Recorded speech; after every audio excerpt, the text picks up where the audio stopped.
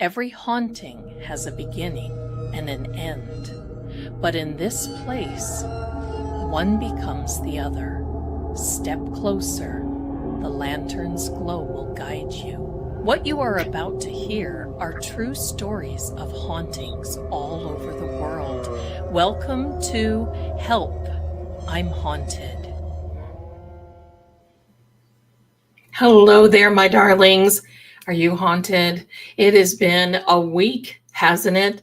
Well, happy Thursday. I'm so glad that you're here. And happy October. Wait. Oh, it's just happy October. I'm so happy. Ooh. Guten Abend, Zelda. Danke. Danke. Oh, so my darlings, thank you so much for being here. It is October the 2nd, and it starts. It's starting.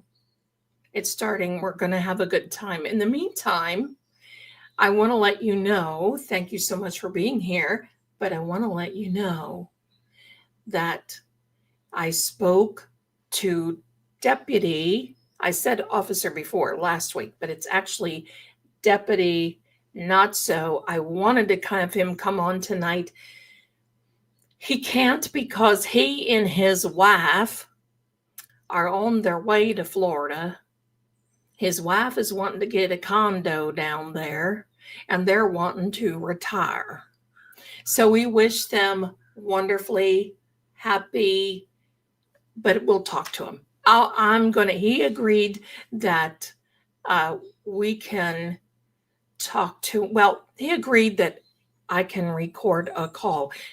And we know how that is because, I've got to get permission to make a phone call and to record a phone call. Oh gosh, no shade on anybody, but if you know, you know. All right. So I'm getting permission and I will ask him. So if you don't know what last week was about, here's a little tidbit.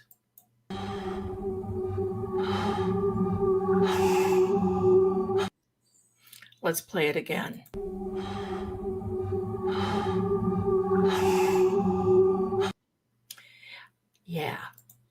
Yeah. And would like to welcome each and every one of you who are new to this channel. We have a lot of fun. This is a great community. You're going to love it here. You don't have to worry. You can relax. You can do whatever you need to do. Mrs. Marie is in the chat. We welcome her as well. We got a lot of stuff to do. So here we go, my darlings.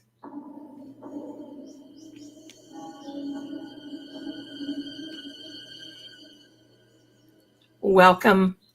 I have another little thing that I want to show you. And I'll be showing it throughout the live. I want you to let me know what you think of this. Ready?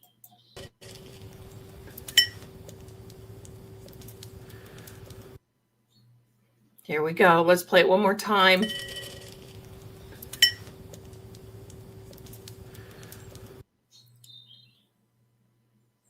I am thinking about, let me remove that. I am thinking that I may offer that. I have a spider.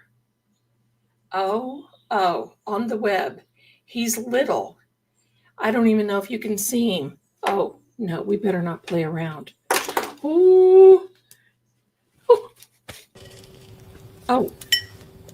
Now where did he go? Oh my gosh, Zelda. Get rid of this guy. Where did this spider go? He was wee little. They come down through this. I have a vent and a fan above me, a ceiling fan. Let me see where this little stinker. I don't like spiders, especially when they're little. He was a little red one. Oh boy, where did he go? Well, I guess that's my fault. I was messing around. Wanted to show you a spider. Anyway, along came a spider and sat down beside me. Okay. So anyway, it's okay. It's all wonderful. So I think it's okay. He went down through my fingers. I don't see him. So he's gone. Listen, he's probably more scared of me than I am of him. And that happens every now and then.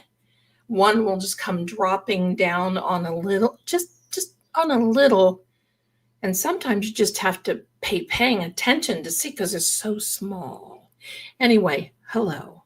I don't want to catch no spider, but give me a second because I just want to make sure that he is gone because, this has turned into an action channel. Yes, I think it's gone. I think I got him. I think I got him in a little tissue. Let me see if he's here. Well, I don't know. Wish him well on his way. All right. So I think it's okay. He's not going to hurt anything. He's no bigger than a minute, as they say. So anyway, my darlings,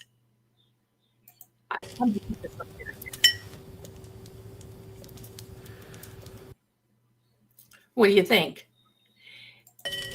Can you see yourself doing this? Well, I'm thinking for a very, very limited time. Oh no. For a limited time, I may just go ahead and make those and put it in the shop. And if you would like that, then all you'd have to do is order it and I'll make one for you. You want to know the truth? That's not really me. I made that. So we can do that for you. If you send a picture, I'm going to ask Mrs. Marie if she can put that in the shop. Okay, give me a second because I have somebody outside and they're trying to get my attention. Just give me a second.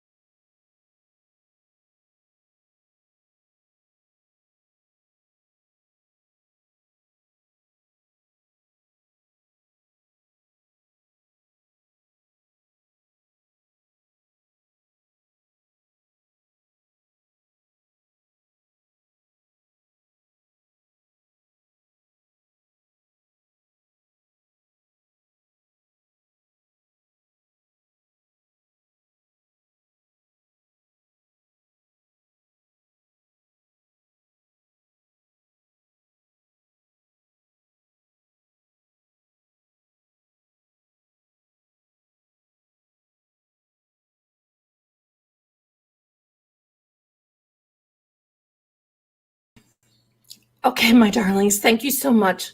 It makes me nervous when I have people standing outside the door because right? If you know, you know. So I'm going to try to work it out with Mrs. Marie. If you want something, it will be just like that, about a very quick 5 seconds. And if you would like that, head on over to the psychic shop. It's going to be a limited time only, probably for Halloween. Check on it later tonight. Pardon me, when I can get with Mrs. Marie and figure out how we would handle this. So there we go. My darlings, I've got a show for you tonight, but I have to thank some people. And pardon the voice. One of you lovely people whose name is Gloria sent me a package of 2 more totes. And man, oh man, thank you. Woman, oh woman, thank you, Gloria, because very much appreciated and very needed. Because, I got a lot of stuff. I just got a lot of stuff. Okay, so yes, that's that. And then from a new person in our community whose name is Heather. Heather just is so generous. And look, 3, count them 3. You know, there's my favorite little planner book. I've got them upside down. Let me do this. This one is beautiful, very nice, because it's got this little thing on the end that you can actually put a pen or a pencil in, whatever you prefer.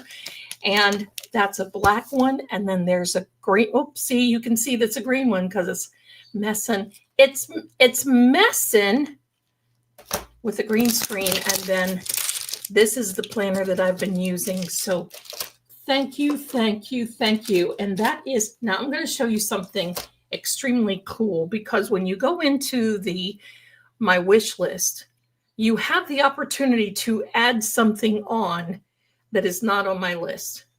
And I want to show you what she did. Look at this. It is a Poe bookmark. If that is not cool, look at this. Now, this is a little like sleeve that it can come in, but I'm just going to keep it in the sleeve because, well, I'm just bougie like that. And I just think that is so adorable. Thank you, Heather. If you are watching, pardon me. And I'm going to tell you, I'm very aware I am seriously looking for that little spider, and that's my fault. That is my fault because I was wanting to show him to you. And he ran off for his life. Well, let's hope that he's scared enough he's just boomed. I want to read you the note that she wrote to me. There's Heather. Oh my goodness. There is Heather. Thank you, Heather. You adorable baby. Thank you. I'm going to read your note because I adore it. It says, and this is so sweet. Thank you. Plan the book, write the book, and then mark the book. Isn't that clever? I love it. I have just recently found your channel and find you fascinating. Thank you. Thank you. Thank you. That's very nice. I'll take that. I believe you have such an amazing gift, and thank you for sharing it with all of us. From Heather Cook. Well, Heather Cook, you are amazing, and thank you so much, because I just love all this little, and you guys are so generous, and I will always love to show it, because I am just still so amazed that everybody sends so much. Give me a second.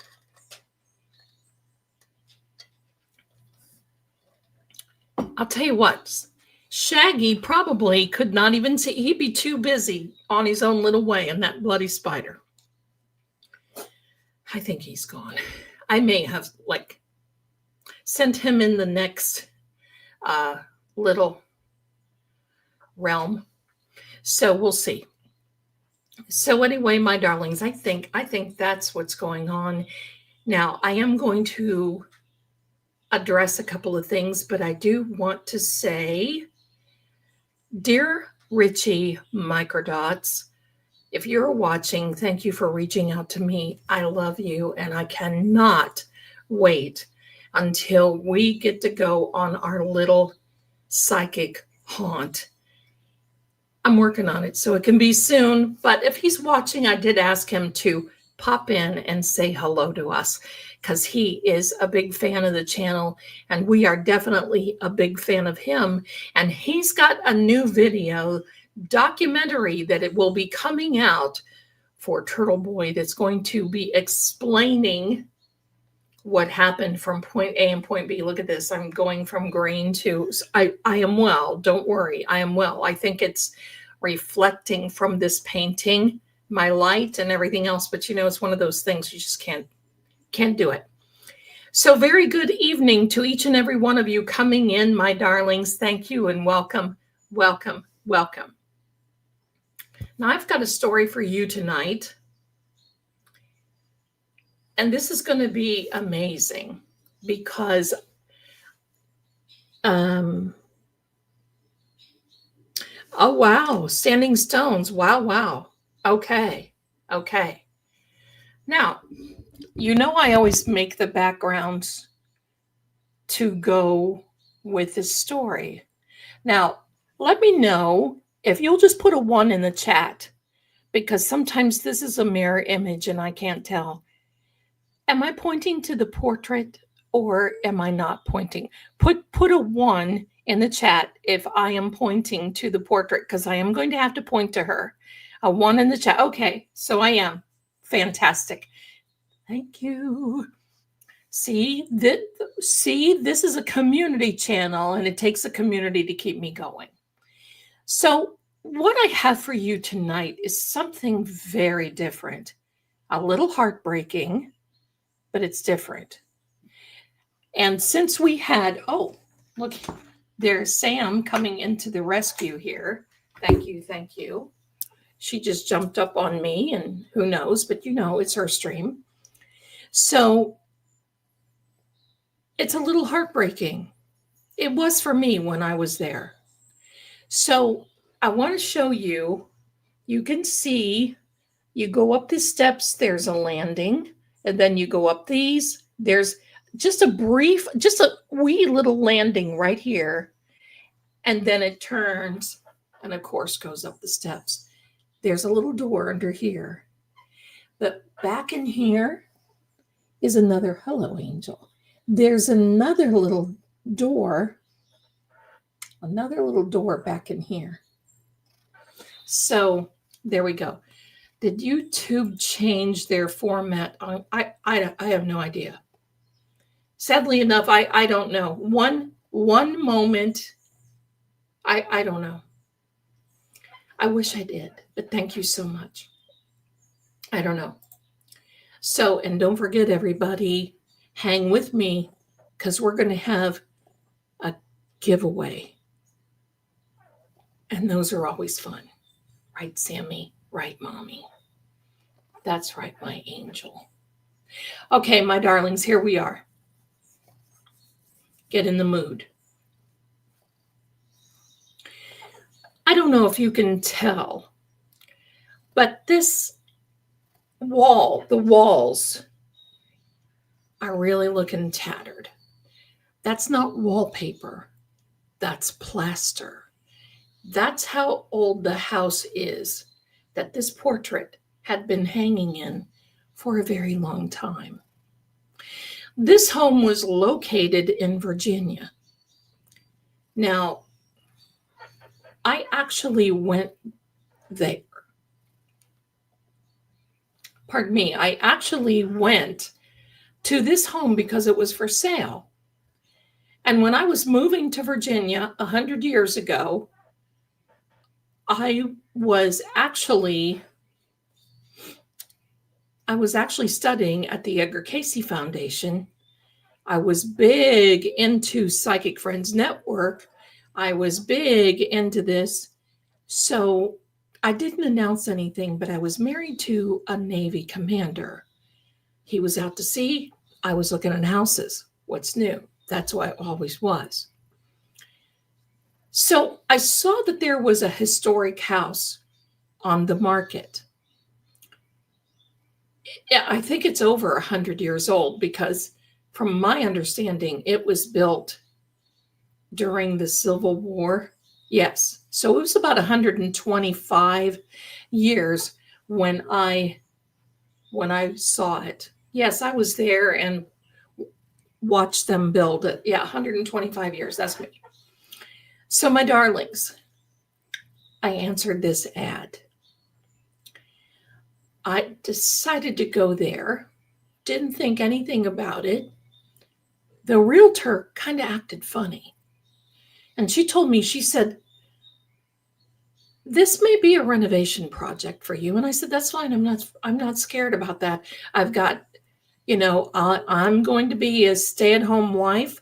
I have a job where I work on the telephone. Of course, I'm not going to tell her what I do, And so I said, I will, I can definitely. And at that time, I had three cats, Tippy, Canoe, and Tyler too, of all things, because I was big into the historical stuff into Virginia.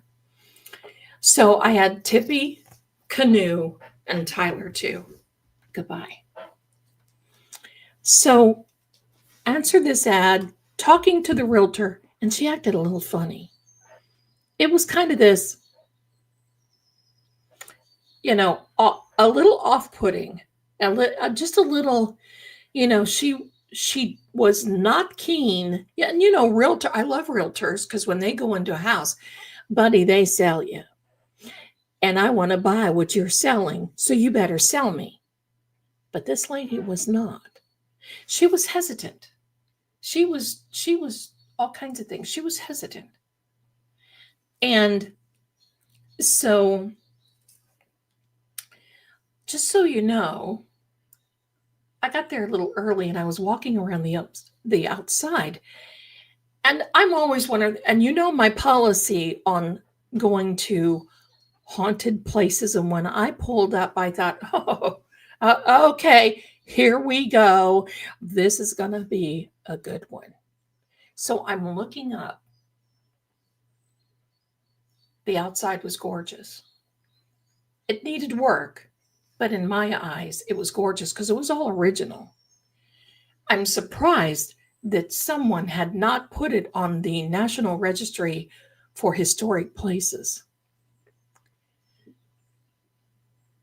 As I was looking up, because I always look up, as I was looking up, it looked like someone upstairs just went past the window, the shadow. And you know how that is. You're looking into a window, and these were original windows. Come on, sister. She had to go get a drinky, so she's right back. This kind of stuff makes her thirsty. So had the original windows. And if you don't know what 100-year-old windows look like, they're not clear. You can see out, you can see in, but they look like they've got a swirl in them. Right, Sammy? So I'm thinking, oh, okay, somebody's here right now. So I go around, I go up on the porch, and the porch was just, I could just eat it because it's so beautiful. The porch was gorgeous. The porch was just, I think it was kind of like a leaded glass, yeah. The porch was just phenomenal, huge, wrap around, gorgeous. And it was just so much character. Stone around the perimeter of the porch, and you had to go up like 4 or 5 steps to go. And this big, and they called them, back then, they called it a coffin door. And the reason they called it a coffin door is because that's when if somebody passed away, pardon me, that's when they would have a wake in your house. So your coffin would be right in your parlor or your front foyer or foyer, however you pronounce it. So it had the big 8-foot doors, 10-foot doors. And these things were not standard doors. They were heavy wood, 10-foot doors that were extra wide. They weren't I think it's a normal 36-inch door. I think these were like 48-inch, so that when you pulled them both open, it made a huge space. So there would not be a problem for pallbearers to carry a coffin in and put it on 2 things like a sawhorse, something like that, a table, something. As I'm up there on the porch, I knock on the door. I open, they had the screen door on there that did not belong. So I opened the screen doors and turned the knobs on because the knobs were in the middle of the doors. Talk about character. Turned the knobs, but obviously it was locked. It was closed. Just then, the realtor comes up. She drives up. She's looking at me like, oh God, I got a live one. And she comes up, introduces herself. I did the same. I give her my letter. Back then you had to have an approval letter. I just gave it to her. And she looked at the letter and she looked at me. And I said, is there a problem? And she said, no, I just don't know if you really want this house. I said, why don't you just let me be the judge of that? I understand. This is an older house, but my parents used to buy older houses in Ohio and renovate them. So I'm no stranger to this. And it doesn't scare me. And so she's like, okay. And I said, by the way, does someone live here? No. I said, really? I said, I thought I saw somebody upstairs. And the moment that I said, I thought I saw someone upstairs, she like startled and jumped back. And she said, just a minute, I have to go to my car. I thought, what in the world? Now, at this time, my darlings, there were no cell phones. Dad didn't have a cell phone, didn't have anything, nothing. Didn't have a cell phone. So I'm thinking, what the heck is she going to do in her car? So she comes up with these papers and she looked rattled. So I'm thinking, okay, I'm just not going to say anything. She opens the door. And when she went to open the door, it was like somebody was behind it and pushed it closed. I literally thought that poor woman was going to come unglued. And I thought, oh, here we are. And I said, well, she said, oh, there's a problem with the door. And I said, well, do you mind if I try? She said, no.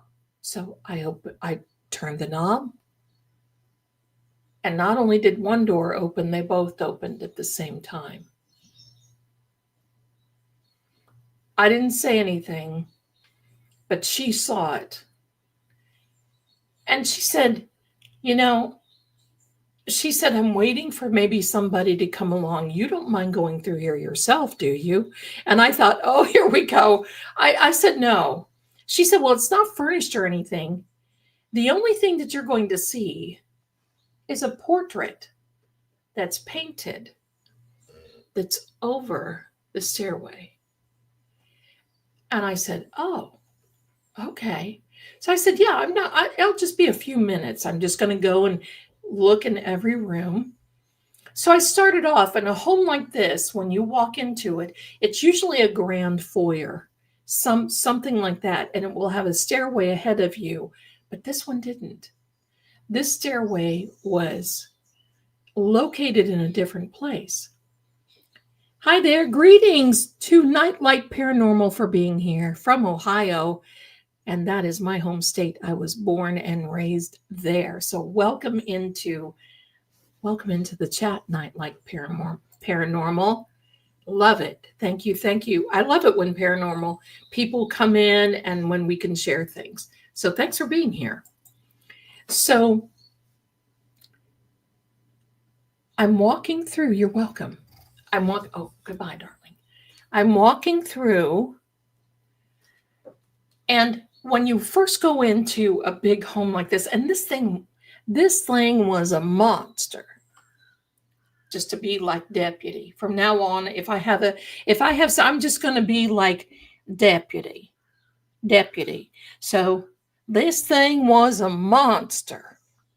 But of course, I was in Virginia, and I love that accent. So you walk in, huge foyer.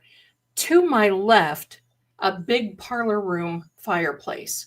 To my right, a big dining room area, fireplace. And then through there were two, I don't want to say swinging doors, but they were on a hinge that you could go directly into the kitchen. So I chose to go that way. I'm going through the kitchen. I come out through the back. I mean, this place was like a maze.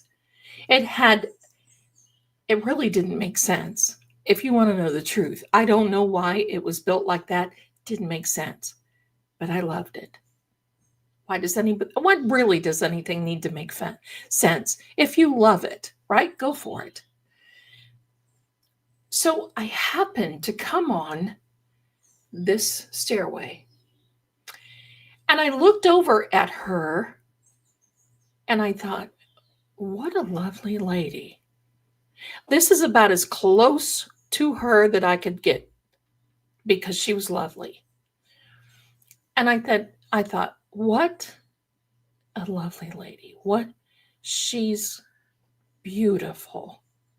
But she just had this look, pardon me. She just had this look on her face that she just didn't want to be there. She didn't want to do it. She didn't want to be there.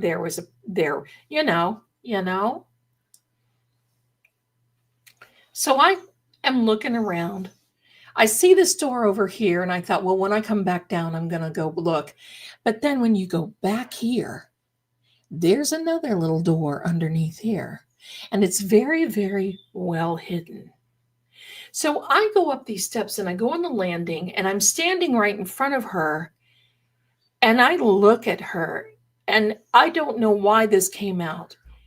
And I said, you are beautiful. And I said, I wonder if you're here. And if I buy this house, will you stay here with me? Now, I don't know why all this is coming out because believe me, my darlings, if at night I see some chick walk into my room in a misty type of, it's going to startle me. So I'm standing there, I'm smiling at her. I head up the steps and I get to right about here. And I start hearing some crying. A woman, not baby, just soft crying, not wailing and gnashing of teeth. Soft crying. And it was like you hear it and no more. And I thought, oh, no wonder. She's got a look on her face. She doesn't want anybody to be here. Look at what she did with the doors. Hello. So I'm going up the steps. Now upstairs, it was cool, but it was weird because it was like this railing followed the whole entire upstairs and just kind of wrapped around. And then, of course, it had a back stairs for when they had servants. And I don't like to say that word, but that's the historical time of that it was, so that's the way it was. And servant stairs usually are very steep and very narrow. So I thought, well, I'm going to stay away from those because I can see me wiping out going down those stairs. And that chick on the porch doesn't want to come in. So it's going to be a minute before I'm found. And so I'm upstairs walking around and each room seemed like it connected with the other. Now, I just thought that was weird because I'm thinking, why would you want? But I get it because back then, if you've got kids, you want rooms. But why not just, walk out into the hall and right around into another room? So again, it was odd. I go in this room in the front of the house and I'm looking out this window. Good evening and welcome in everyone. So I'm looking out this window. That was a great room. It was a wonderful room. But I'm looking out this window. There was no curtain. And I realized that it was the window that I saw somebody go past. And I thought, oh, heck, is there somebody up here? Now, here's the rub, my darlings. In these old houses, there are no closets.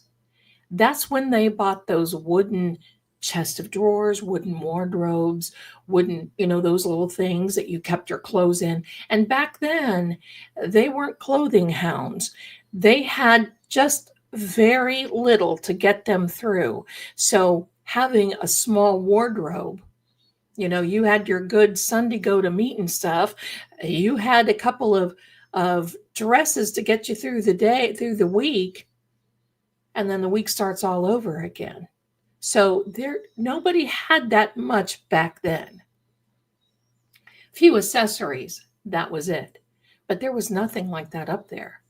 So I'm thinking, I'm on the hunt. I'm thinking, okay, I'd better see if there is someone up here. Walking around through there. All of a sudden, I get in another room and I hear crying, and it sounds like it's coming from downstairs. But it's the same crying, so I knew it wasn't the realtor. I knew it wasn't the realtor because I could see her standing outside waiting on me like, hello, chick, hurry up. So this was something. So now I couldn't find anyone. I made it through all these. And of course, my darlings, if you know me, I wear cowboy boots. That's it. I've always worn cowboy boots. I have a really nice black pair, and they're shorter. I don't look like I'm going to be roping any cows or anything, but they're shorter, and they have these little silver things on the tips. I have a black pair and I have a brown pair. That day I had on a black pair. So you could hear me, didn't sound like a saloon, but you could hear me walking through all this wooden stuff, right? So you knew where I was. So I'm hearing walking around downstairs. I go to the top of these stairs and I said, hello? Nothing. I thought, oh, hello. No one is here. No, I'm not into the spurs, my darlings. I don't have spurs that jingle, jingle, jingle. And I thought, I need to find that back stairway. I need to go down that back stairway. So I get to the back stairway, I open the door, and this wave, I don't even know if it was heat. It literally felt like a warm breeze. I opened the door and it was like whoosh over me. And I thought, that's different, because usually it's cool, but it can be if you've got this, usually it's anything. So I'm going down those stairs, and about the third step, and I'm holding on to the walls because there's no railings, my darlings. Hello, you don't have codes back in the later 1800s. I'm surprised, though, that they actually could sell it, that it wasn't up to code, because you need railings in these places. And they did, it's unfortunate, but you have to take some rooms and make some bathrooms.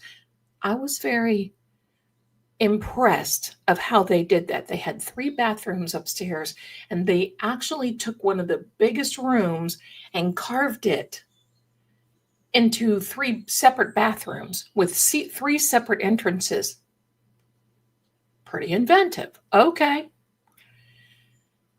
So I'm going down these back stairs. All of a sudden, I felt like 2 hands like this grip me and give me a little nudge, just like that, just a little jerk. And I jerked.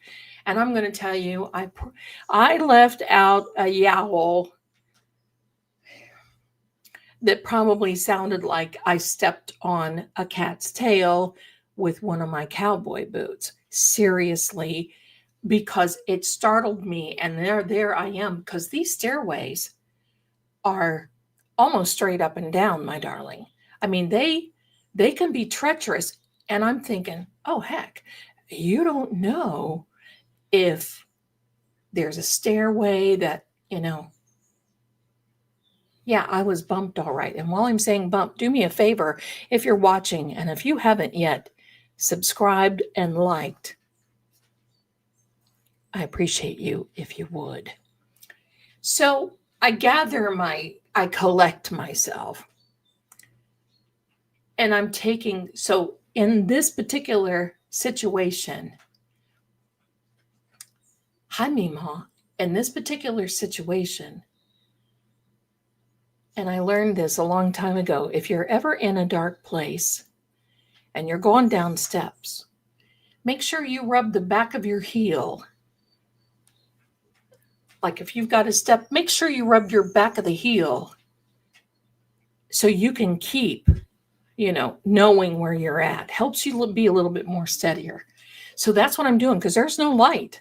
And I didn't have a phone, obviously, weren't invented yet back 100 years ago when I was there. So I finally get to the bottom.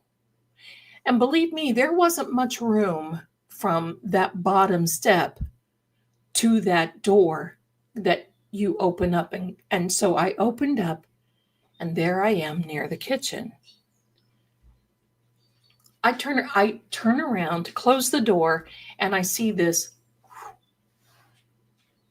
of a dress go past the upstairs.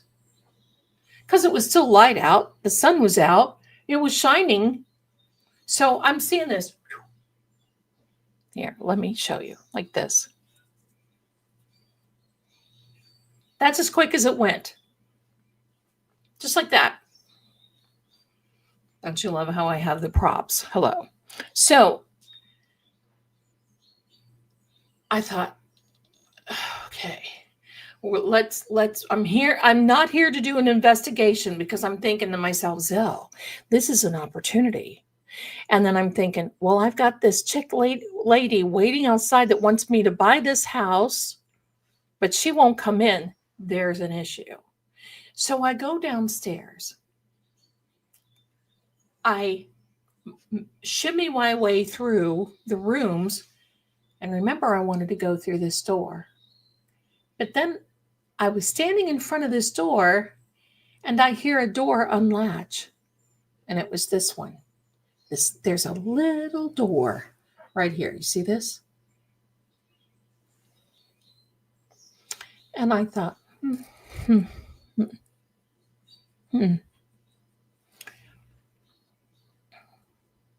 I'm so sorry, Miss K. This can be very dangerous. Very dangerous. So I'm standing in front of this door and I hear this door. These latches are they're not very sturdy to begin with. They're just, it's there to keep your friends out pretty much. So I thought, okay, all right, somebody's wanting to lead me somewhere, but I'm not going to do anything. I go through this door and it takes me into the oddest room that I've ever seen. There was a desk in there and the room was huge. It completely threw me off. I would have never guessed with this very small door that you open it up and it's this huge, high ceilings, huge, huge room with nothing but bookcases and this desk that was sitting in the middle. And I thought, oh, how cool is this office? How cool is that? Fireplace, just cool. So there was a chair. I sat down in the desk just to get myself a little acclimated. And I hear some steps.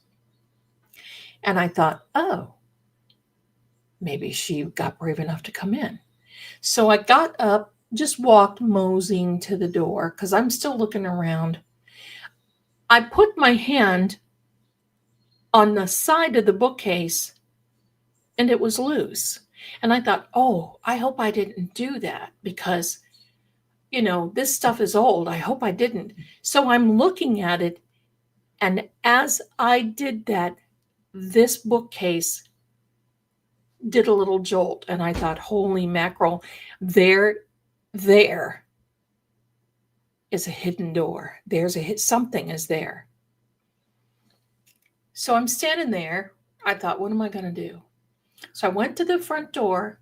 She's standing out there. And I said, Uh, I don't think that I did this, and you may not know this, but one of the bookcases in the big room moved, and her eyes, and I said, not on its own.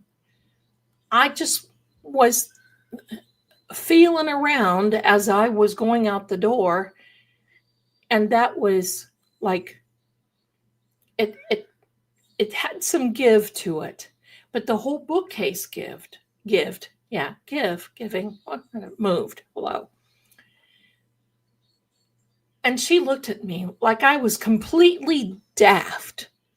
I mean, seriously, she looked at me like I had just, like I was getting ready to shapeshift. That's how she looked. Her soul was leaving her body because at this point, that was all she could take. And she said, "What do you want to do?" And I said, "I want to go back in, but I wanted to tell you because I don't want you to think that I'm damaging it." She goes, "You can't damage this house." Okay. So I said, "All right, I get it. Okay." I said, "So can I go back in and explore a little bit?" And so she looks at her watch. I said, "Well, if you have to go," she goes, "No, I've got about 30 minutes yet. If you can just, she was trying to hurry my crack up, basically. So I'm like going back in there because I can't wait. I'm so excited and I want to move. I go back to this door and it's locked. And I thought, oh, okay. So then I go to the next door because it had clicked, the lock clicked. I opened up this door and it was weird. It was like this long, you know what, my darling JMS? That's exactly what this is. I do have my own show here, Telly, but thank you. I know exactly what you mean. This was like a long, narrow closet that went the whole length of that great big room. But I noticed that there were gaps and some light was coming in. I'm thinking, what is this?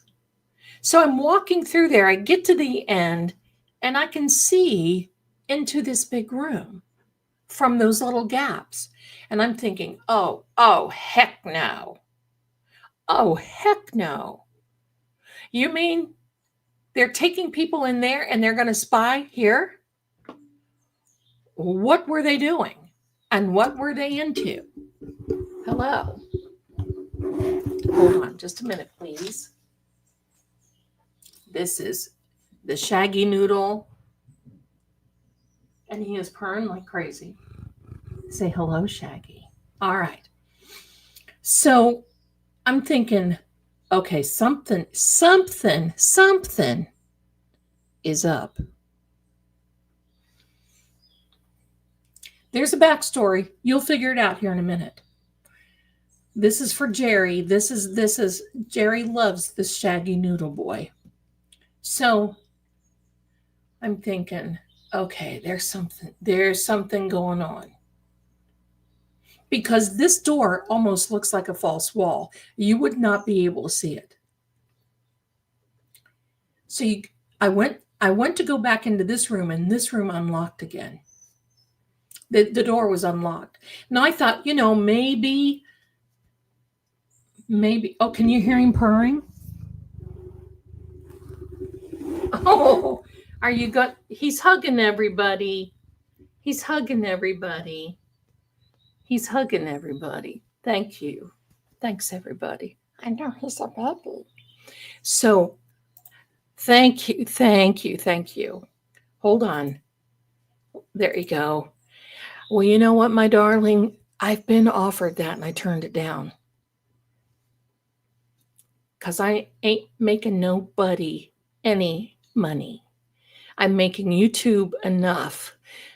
So that's where the gig is gonna be. So okay, my darlings. I go back to this. I go back to the room.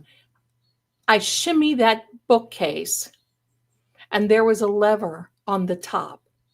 And I thought, how on earth am I going to? So I'm moving this chair around. I couldn't move the desk. So I moved the chair around, got on standing on, I could have wiped out and that would have been end. I would have been the one haunting this house. I get up there and there's some papers on top of the shelf. And I thought, first of all, the first thing I thought was, well, nobody dusts. Nobody dusts around here. And then I'm thinking, oh, get over yourself. So I moved this and it looked like a file room. It had drawers built in. It had drawers built in. It had, so I don't think it was a safe room. I think it was kind of like sort of a safe. But there were these papers that were on top of that, of the bookshelf. And those were probably a good 12 feet, probably high, 12 feet. So yes, they did not use shaving cream in that house. It would still be dust free. So I'm thinking, oh, I need this house. Now, back then, my darling, this was in the 80s. This house was $157,000 back then. Now it would be, hello, do you have two of them? I will steal them today. Hello. You know what I mean. It was a steal is what I mean. I don't steal anything. I think you know what I mean. So 157,000. I could have probably picked this joint up for 135.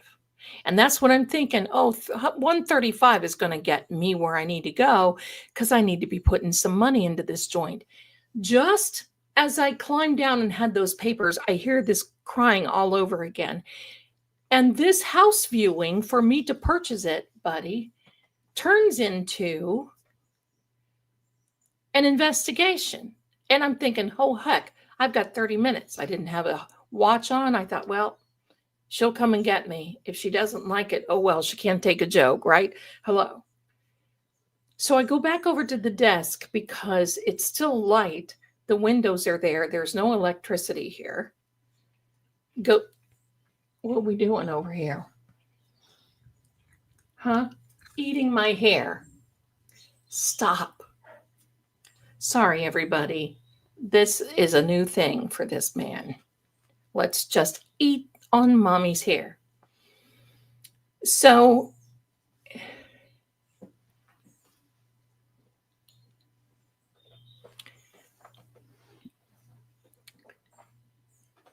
I go over to the window, put these papers down on the desk, and my darlings, these are letters from the Civil War.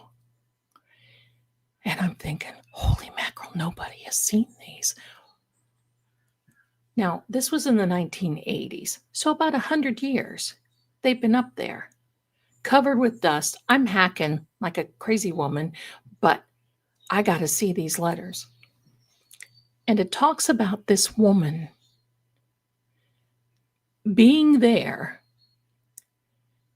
And the man who built this house was an officer. But he didn't want to get married. Because evidently there was a child on the way. And he said it in a very kind way. But he was talking about, evidently, talking to his parents about going to war and faking his death so he did not have to come back and marry her. Because, you know, things like that happened back then. And I'm thinking, no wonder she's bawling. So as I get into the letter reading, I hear Mrs. Chick come on the front porch. She comes in, hello, hello. She's irritated because I'm happy. No, she's irritated because I did overstay my welcome there. And I said, well, you can come on in. And I told her, I said, I found some letters. Well, all of a sudden, all of a sudden, she became interested and I became happy because we were putting the pieces to the puzzle together. And it was these letters who talked about, I have a plan. And I thought, uh-oh. And he said, I have a plan that I will be able to come back. But the unfortunate part is she won't be there. If I have to go through marrying her, then I have a plan. And I'm thinking, oh, I hope you're steaming your hot dog buns down there in the hot place, pal, because I know what's up. Now, just to give you a little context, I'm allergic to cats too. That's why I get the fuzzy nose every time. Let's hope that I don't. So let me give you the context of this house. It was not in a neighborhood, even though it was. The houses were not built closely.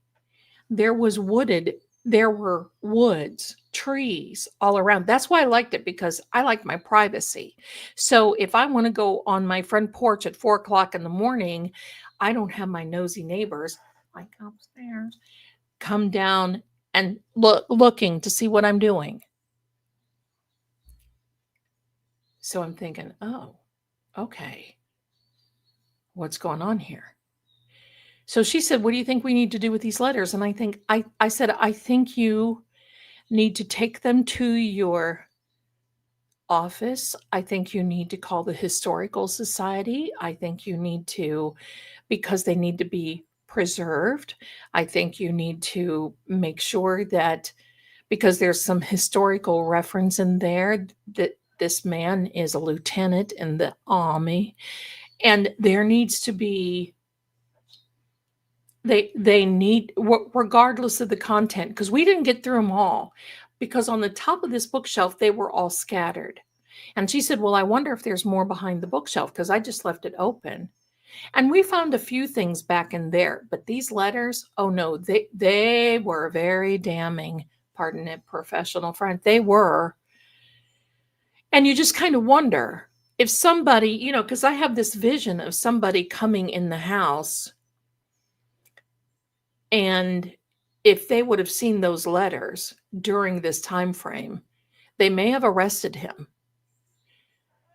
Even though he didn't say that he did anything, there was a reference of he had sort of kind of a plan. And, hey, have I always said, if I weren't honest enough, I could have just taken those letters and skippity-doo-dah right out of there. But I have a rule.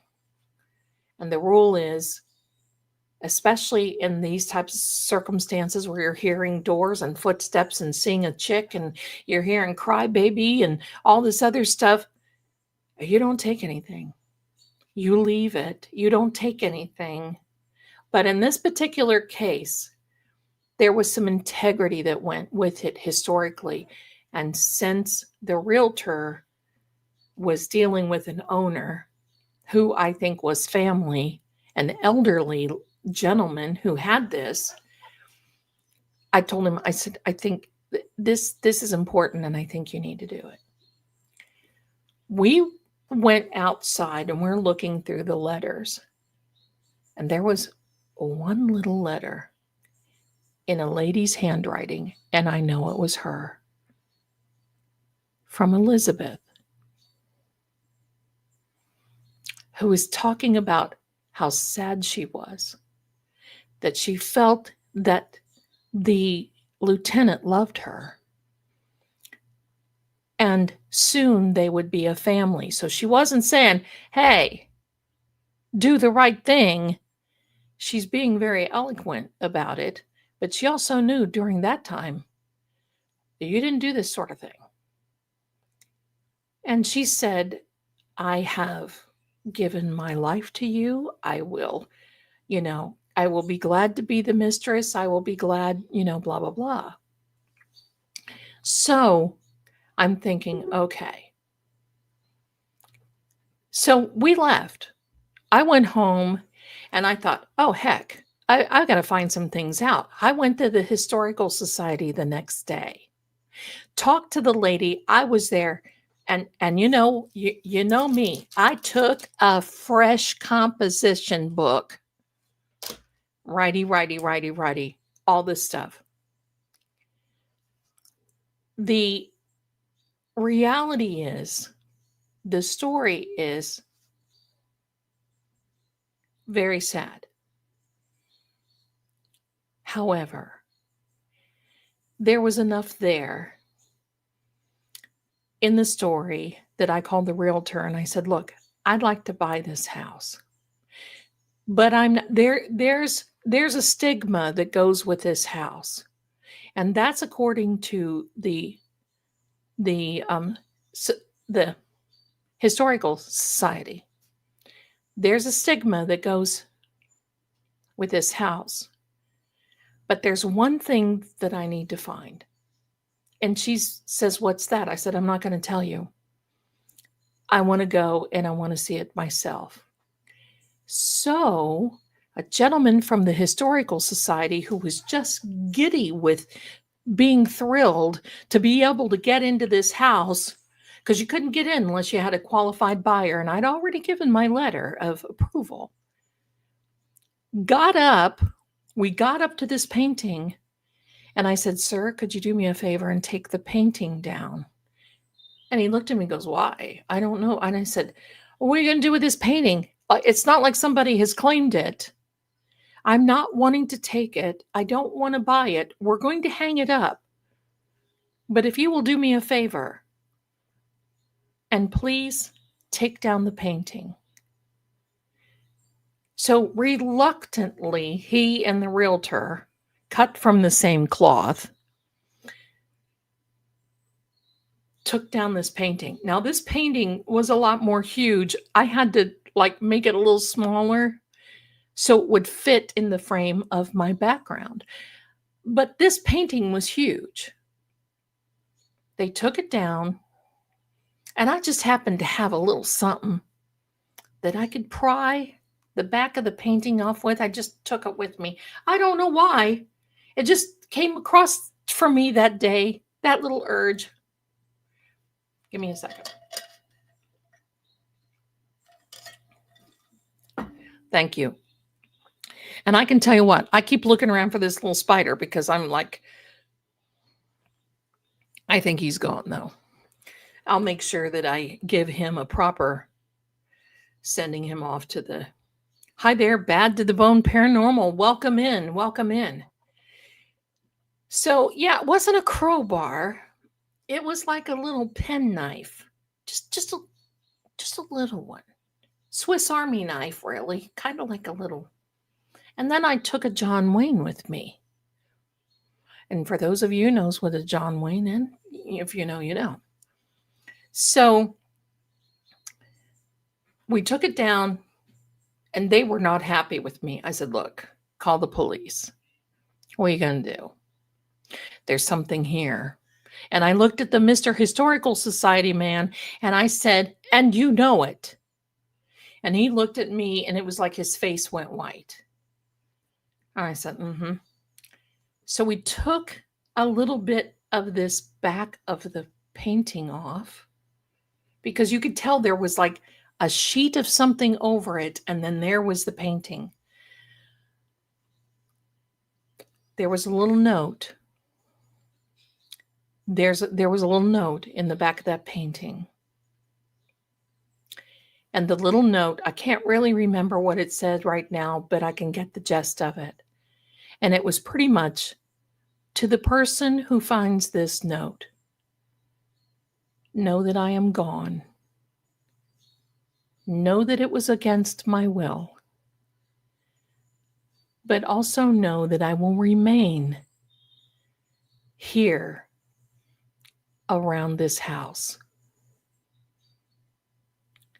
I allowed love to overshadow my best. It wasn't interest, but it was something to that effect. May we all rest in God's peace. E. And I handed that over to the Historical Society man. And we just all kind of stood there. I said, she's here. She's here. And he said, yes, she is. So we called the sheriff. The sheriff comes out. We tell the story. And I'm going to tell you the story in a minute. And they decided to get cadaver dogs and go around the house. And wouldn't you know it, in the back where there was the little wooded area, this beautiful golden retriever mix. If you would have seen her, you would have thought that she was just this. You would have never guessed. But my darlings, it's my understanding that this dog could smell a cadaver 16 feet deep. That is something. The trainer that had this dog did a great job. That little dog, I loved on that little fellow, or little girl rather. I loved on that dog till I thought these people were going to be so mad, but she was just adorable. But I've never seen, this is just so interesting. I've never seen anything like this in my life. When that dog got the scent, she turned into, it was like a mask. She turned into an animal with a purpose. She knew the assignment. And they came out and they found a body. Here is the story. Here is the story.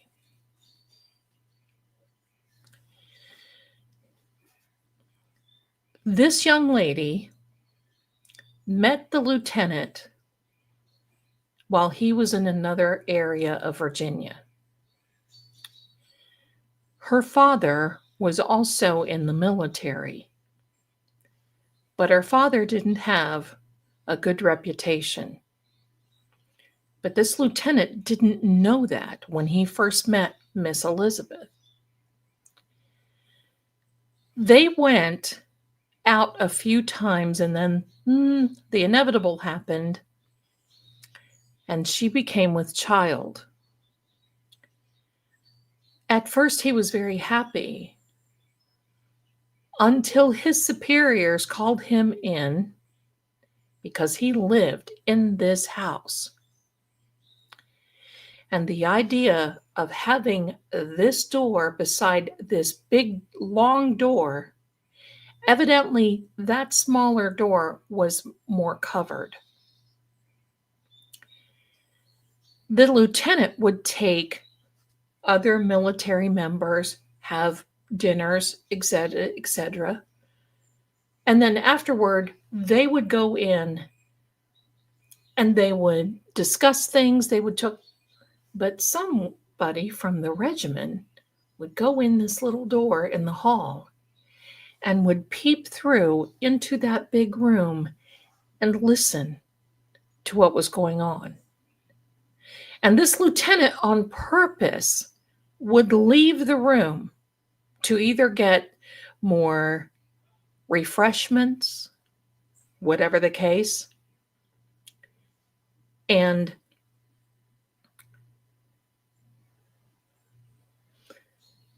he would be going in this room and he would listen to what they had to say.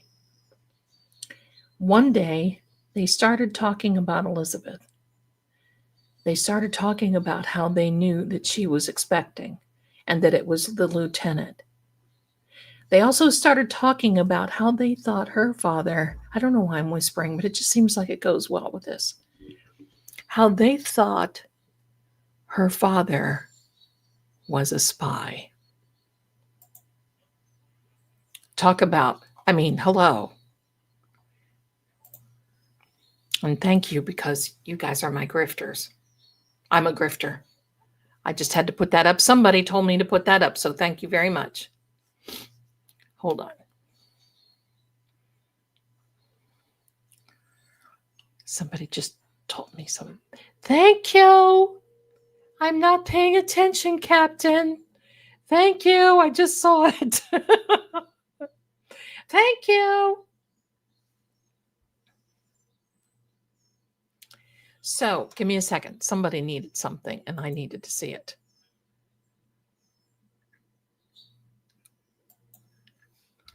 Okay.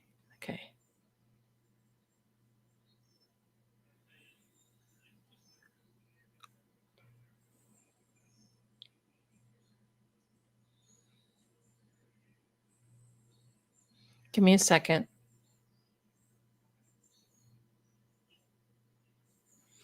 Okay. So anyway, sorry about that.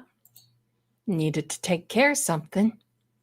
Where am I? Right there. Okay. So they started discussing things. Pardon me. They started discussing things about how they thought her father was a spy. They thought he was a spy for the North. So there was a collective decision in order to use this situation. The lieutenant decided that he was going to marry Elizabeth. And then someone, and because, hey, it's no different back then than it is right now, only they don't have Twitter and they don't have the internet to be yucky and sharing stuff. Someone who was in that room felt bad because they knew Elizabeth loved the lieutenant and nobody really liked him. But he was the lieutenant. Nate, I loved when Nan on your show and said it is a reverse grifter. She is a reverse grifter, and we just love Nan. Hope you're watching, Nan. Love you. So he decided he was going to marry her. And someone from that hidden door went to her father and told her father what was going on. Well, back then, those types of offenses you could get, done away with. So they were very cautious, and he told Elizabeth, and she didn't believe it. They even told her about the hallway door, and she didn't believe that. Until one day, she was there at the house because they had gotten married. She was there at the house, and some people came in that wanted to see the lieutenant. He took him in the door, and she could hear the door lock. She knew about that room and went in there and heard the lieutenant plan to get rid of her and said, if I end up not having the guts to do away with her, I will fake my death. I will go to another regiment, and I will carry on from there. And they had it all planned. He had it all planned with, all of his people and everything else. So that's when she decided, because she was expecting, that's when she decided, when they left, Horsey, she knew they were going to be gone for a while, she wrote a note and put it back behind the portrait. Her mother had died when she was a young girl in childbirth when she was giving birth to her brother, Elizabeth's brother. So she grew up with her father and she was very close to him. So now she put this little note behind her portrait. And the next day she sent word to her father through courier that she put a note behind the portrait.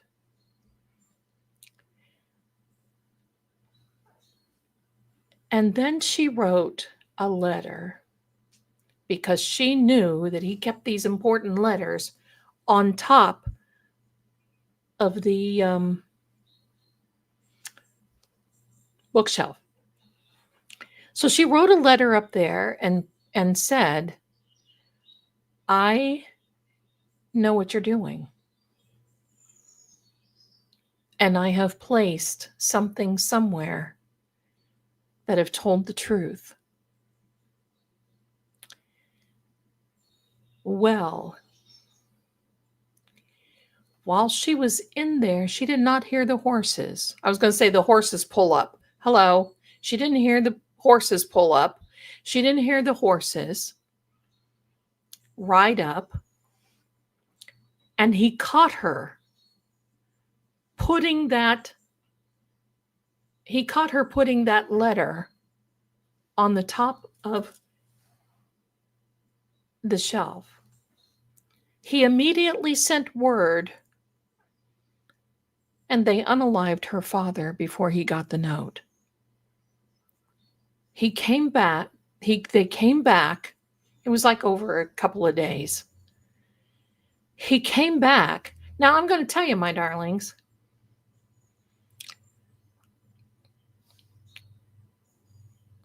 okay, well, we're not going to talk about this. We're not going to talk about in cases right here, but I understand. And I get it. He came back and unalived her. So the body that was found by my little sweetheart golden retriever mix was Miss Elizabeth. And they could tell that she was with child. She was buried in the dress that was in this portrait.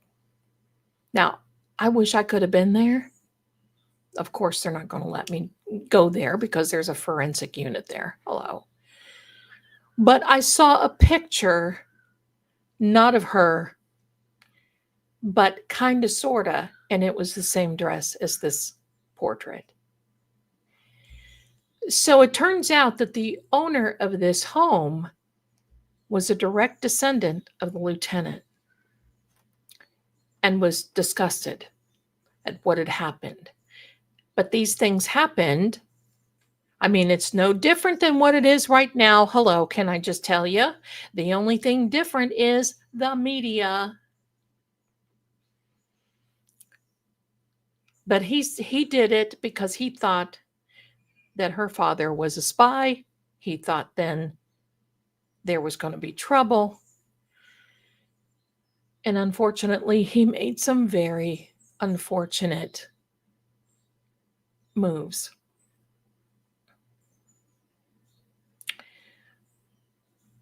No, my dog, no, I said she was my dog because she loved me and I loved her. Because I was just, I know I made the handler mad because I was just hugging on her so much because she was just so adorable.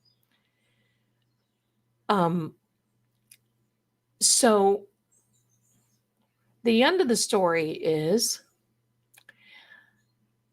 the lieutenant, they were in one of these battles, and I think it was in a battle of near Chattanooga, Tennessee, that was Chattahoochee or something, I don't know. And he was captured. He was an officer, And man, oh man, it wasn't pretty, under my understanding, but he got what he deserved. Pardon me. So it turns out this house was left to the lieutenant's sister. And then from there, it was handed down into family. No one, when I looked at this house in the 80s, no one had lived there. Had to be 30 years. Pardon me, 30, maybe 40 years. The house had sat empty.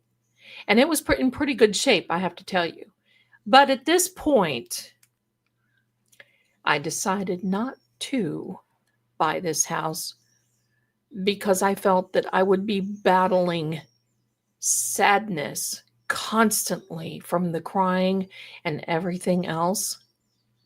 So what I did do is I went to another home that I bought with my husband that was close to Fort Monroe in Virginia, that happened to be, of all things, I was able to take my 3 kitties, Tippy Canoe and Tyler too. We fell upon a house that was actually the great-granddaughter of President Tyler, whose husband, she met this young man. They got married when they were 18. And when I went to buy the house, she was something like in her 90s.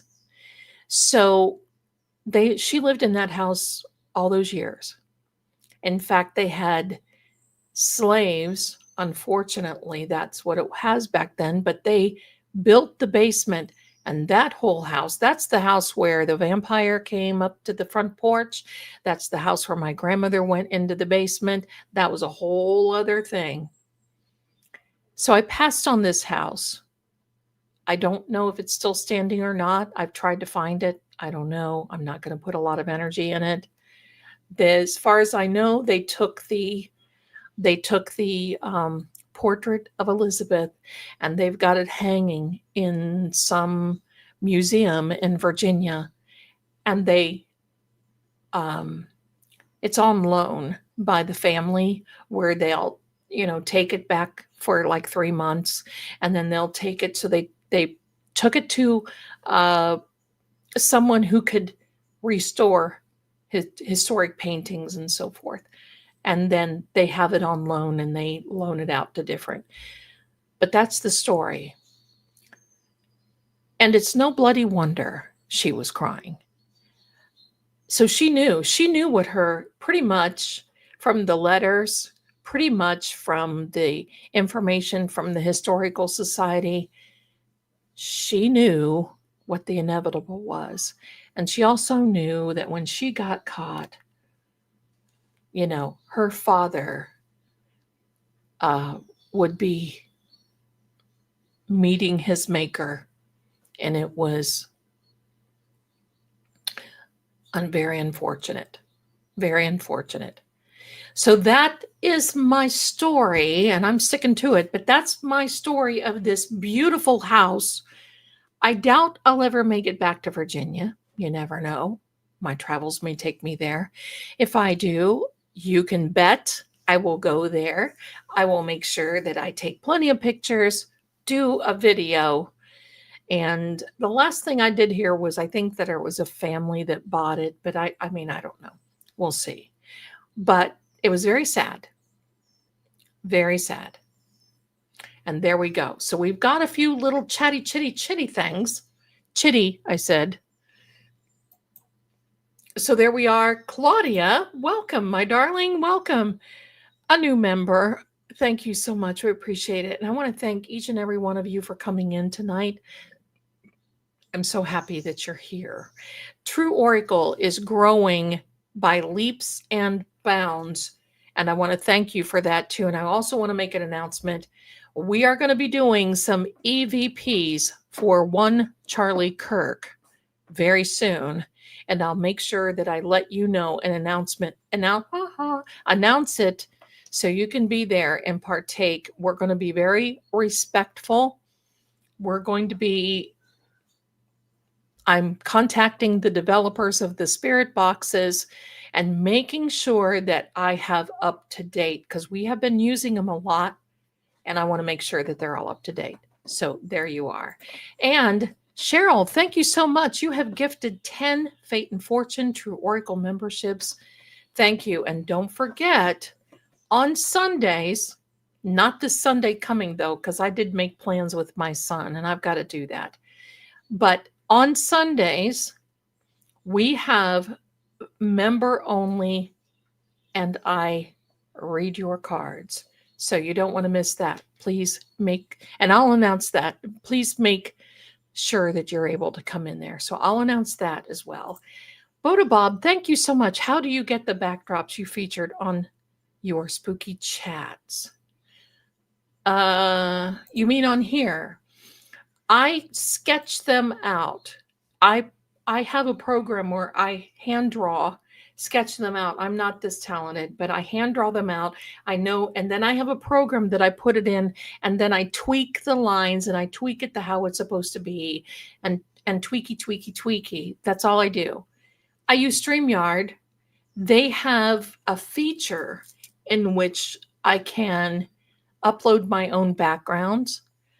And then it also has a feature where I can, like these animated little things, like our little buddy in the cemetery, and me eating popcorn and doing that. And let me show that again for all of those who you missed it. Look at me. I actually made that. I'm not sitting there. I made that.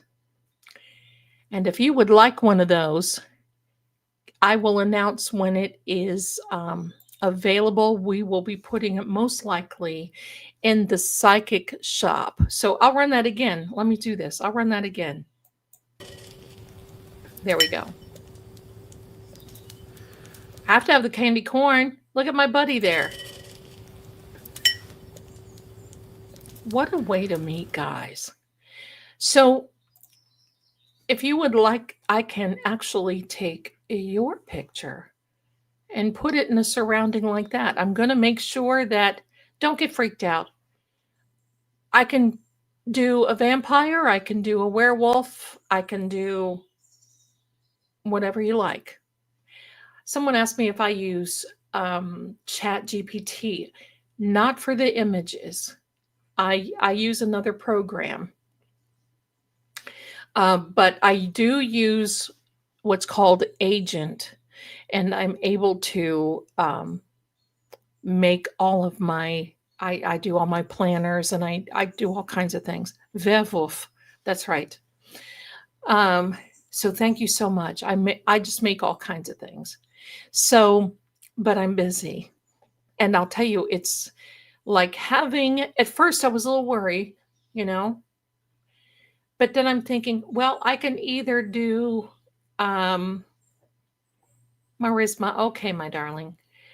At first, I'm thinking, you know what? I could either go to the library and sit there and not, because when you think about this,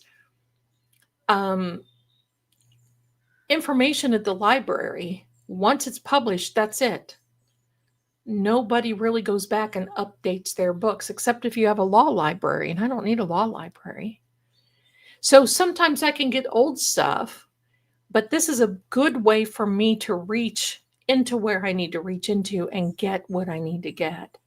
Now, I do have my own personal, you can do, we could do Michael Myers. Absolutely. Jason, Michael Myers, all of them, I think. I have to, so I'm not copywriting. I have to make it look a little different, just so you know, because I can't copyright stuff. But just I can either do just a little image, or I can animate it. So we'll make sure we'll keep doing that, whatever. So let me see.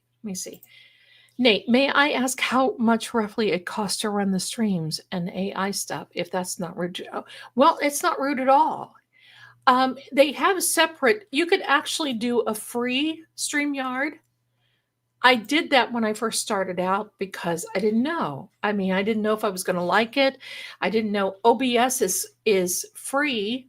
I could be using OBS, but it doesn't have all the features that StreamYard has. Restream is free, but you can, yes, Frankenstein, we can definitely do.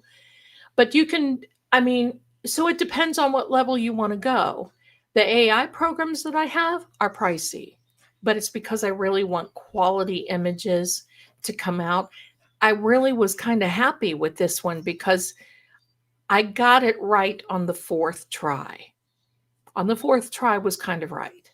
So sometimes you have to keep going and going, but you could, there's a free chat GPT. There is a,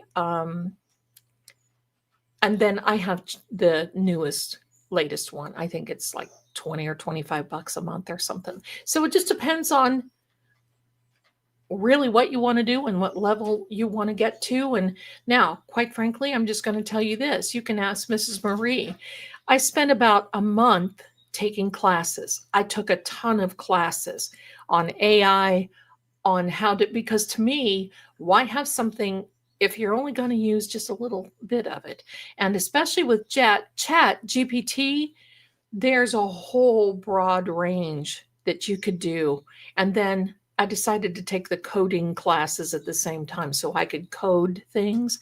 But so yeah, I mean, I wish I had my Mac, and I will be getting a Mac. I love Mac. I am on Windows right now. And mm, mm.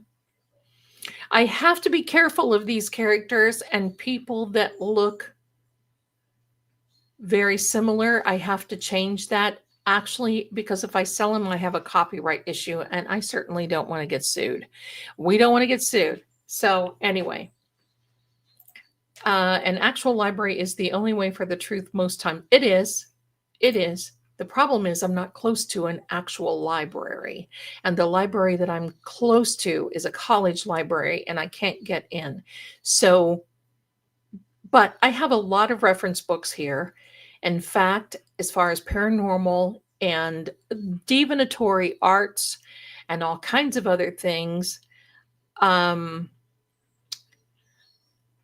I have a historical library. The oldest book that I have is from the 1500s.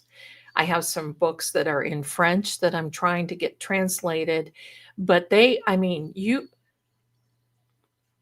amazing some of the things that they came up with, changes in terms. So interesting for me to, and I read them. I have them on my Kindle. I read them. So, hi there, my darling. It's Allie, y'all. Hi, Allie. Nice to meet you. Do you work with law enforcement anymore? I'm trying to solve crime. I do. If I'm asked, I do. I don't insert myself into anything, but if I'm approached and I ask, yes, I will. I don't do the children's stuff as much, but if there's a case and I get approached asking for help, I will. I will do that, but it has to be from law enforcement with with family members' approval. I don't get into the squabbles because sometimes the squabbles happen. Let me see what else here. I love Michael Myers' silhouette in the back of my car. Love that. Yeah, I have to be careful. I would like to do one. Remember the psycho mama that has the thing? That would be kind of funny to do. So I mean, I'm going to come up with some ones that look pretty good. And I'll make it so that if you give me, because what I would need, I'm just going to tell you up front, if this is something that you want to do, I would need a photograph. If you want to do a full length photograph, that's even better. But I need a photograph from at least your shoulders on up, facing front ways. There you go. And then it would be good. So your head on Linda Blair in the yeah. Yeah. So see, a lot of these. Oh, yes, Scooby. This is Scooby Doo. Look at everybody and tell them hello. You know, 1, 2. Okay. Children of the Corn. Oh, yeah. I have family members that are Children of the Corn. There we go. So we'll do that. But I have something else I want to show you. And then, yes, Sissy. Get down, Angel. No. I have something else I want to show you. I call her Scooby Don't. You know, you've heard of Scooby Doo. Well, she's Scooby Don't. All right. So thank you. Somebody said give me back here. Silent Rebel. Oh, you're adorable. Thank you so much, darling, for saying that. I appreciate it. Hold on. Somebody, I think, sent me a Venmo. Yes. Give me a second. Says, don't read this out loud. Okay, I won't. Thank you. Thank you. Now I want to show you a little something. This happens to be my iPad. Okay? Happens to be my iPad. So many villains in the... Listen, I would put those villains... Wouldn't that be a gas to put Hank Brain in? I could make him kind of look cartoonish. Don't get me started. Got a list of them. Thought Scooby was a boy. Scooby is a girl because Shaggy is the boy. So I got Scooby, Shaggy, and Paranormal PD. All right. This is my iPad. Now I want to show you a little something. I'm not going to show you all my files here, but I want to show you a little something. And I have these in the shop right now. Many of you have asked, and you can see it right here. I'm sorry if the light is showing. The Guide to Cartomancy. I happen to write this. It is available in the psychic shop right now. You can download it right now. And my mods have those links. And you can be reading cards tonight. Cartomancy is playing cards. And this is on my iPad. And there you go. And these are written by me. And it tells you how to read cards with the meanings that I use. That's number 1. And what you do is I download that to my Dropbox. And then you just pull it in. You pull it up. Now look at this one, my darlings. You click on this one. This is the tarot one. I'm going to tell you this. This tarot one has, I don't know, I think it's like 120 some pages. The other ones don't have as many, but I go in, this is 121 pages. You can scroll up. You can't see it here right now. Pardon me. Let me see. You can't see it, but I give you the whole, oh, look at this. Don't I look spooky? You can scroll on up there. It has a place for notes. You can actually write notes if you have a scribble pen. You can learn, and that's it. You can read cards tonight. So our beautiful mods have dropped the links in the chat. They're downloadable immediately. So because I've been getting a lot of that, Zelda, where do you get your meanings? I have different meanings. The meanings of my card, and thank you so much for allowing me to do that. The meanings of my cards are for my ancestors. There's a French way, there's an Anglo-Saxon way, there's a German way, there's a this way, there's a that way. And I use just a little bit and kibble from both. The tarot, I have taught tarot and I've taught cartomancy for years. And you can have the meanings to every one of my cards. It tells you what type of decks to have, all of that. So I just wanted to share that with you. All right. I think, hold on. I love this channel and Lady Zelda. Thank you so much, Chaos Granny. And I think that is Kansas Granny, I think. Maybe not.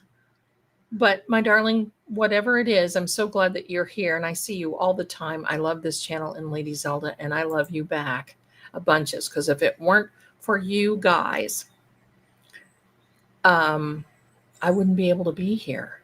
And I'll tell you what, we've had a huge growth on True Oracle, and we are so thankful. We've had like over 2,000 subscribers in the last maybe 1 week. And the way that's growing, hey, True Oracle may surpass this channel. Well, I better get on it. I better get on it. Now I'm in competition with myself. I'll take it. Okay, there we go. Sunlight. I have a classic set of tarot cards and a cat theme of tarot cards. I also love the original set from Miss Cleo. My grandmother bought it back in the day. Oh my gosh, that's so funny. Handed it down to me a few years ago. I remember Miss Cleo. She was in competition with psychic friends when I worked on there. There you go. May I ask what you think about palm reading? I do it. And actually, it is in the psychic shop. I have a way that I read palms. All you have to do is take a picture of your palm, just like this. You do 2 palms or 1 palm.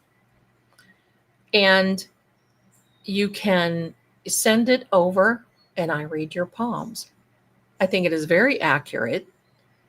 I believe that it tells a lot about us from the time that we were born. And I don't know if you know this, but the lines in our palms do change. So I do palm readings. I also do, I have what is called a Zeldan Codex code. That is a particular way of numerology that I do. So there's all kinds of things. There's a moon report, a moon phase report of the position of the moon that the day you were born, and the life path tarot that things never change. It tells why you've gone through things the way you do. So it's amazing, these things. Sometimes people are, scared of it. I wouldn't be scared of it at all. It's just a part of this.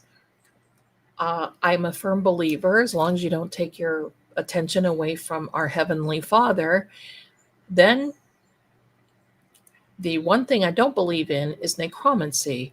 I do not call spirits back from the won't. That's a big no-no. You want problems in your life, do it. And I mean spiritual problems and trouble with the big guy. Don't do it. Not worth it. Hold on.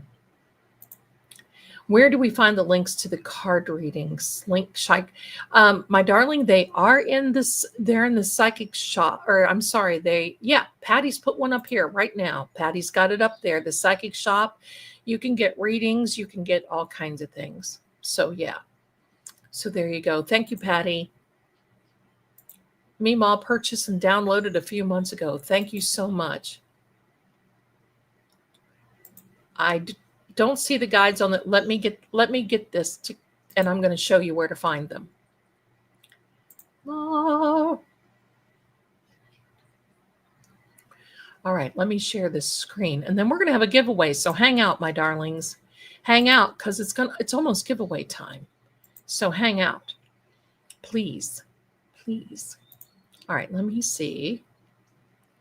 I can always tell the future, but this stuff stumped me sometimes. All right, here we are.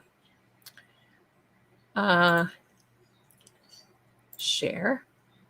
There we are. I don't know if you can see this or not, but I'm going to be moving my cursor around. On the far right side, you see where it says shop. I don't know if you can see that or not. There's a drop-down menu. You should be able to see that.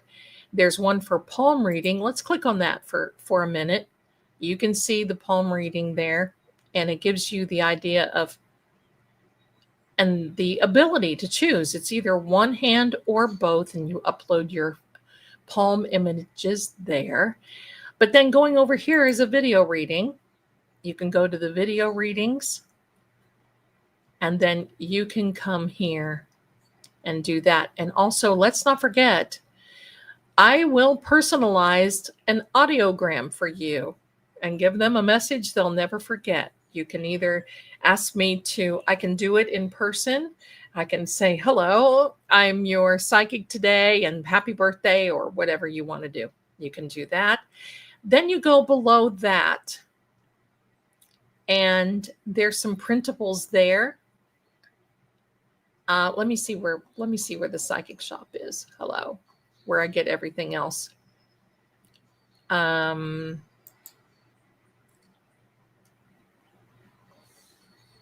Oh, I'm looking for it too. Give me a second, my darling. We'll find it.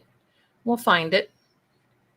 Are you on here, Mrs. Marie? Oh, and there, if you want to read my bio, you see me right there. And you can read my bio, and you can also see my reviews.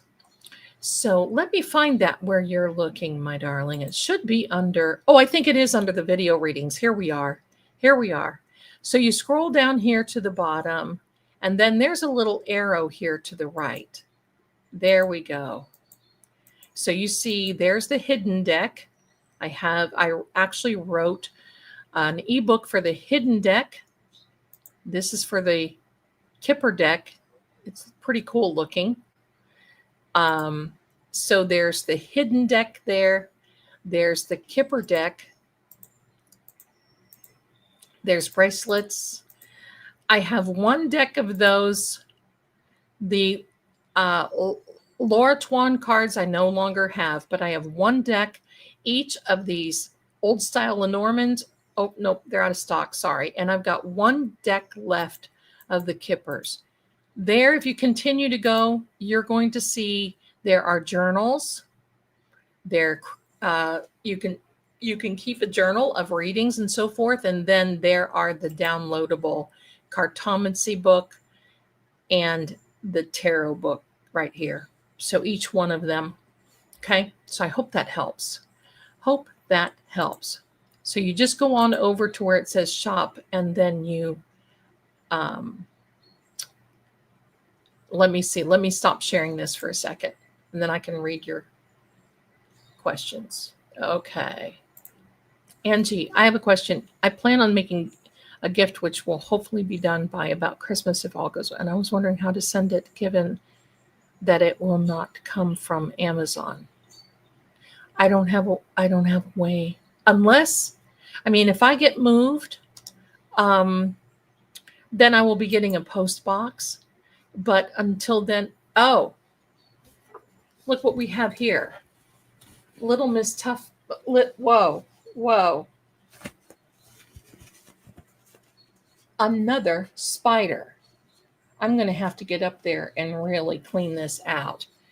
This little guy is bigger than a minute. And they're little red. What the heck is going on here? I know I got this one.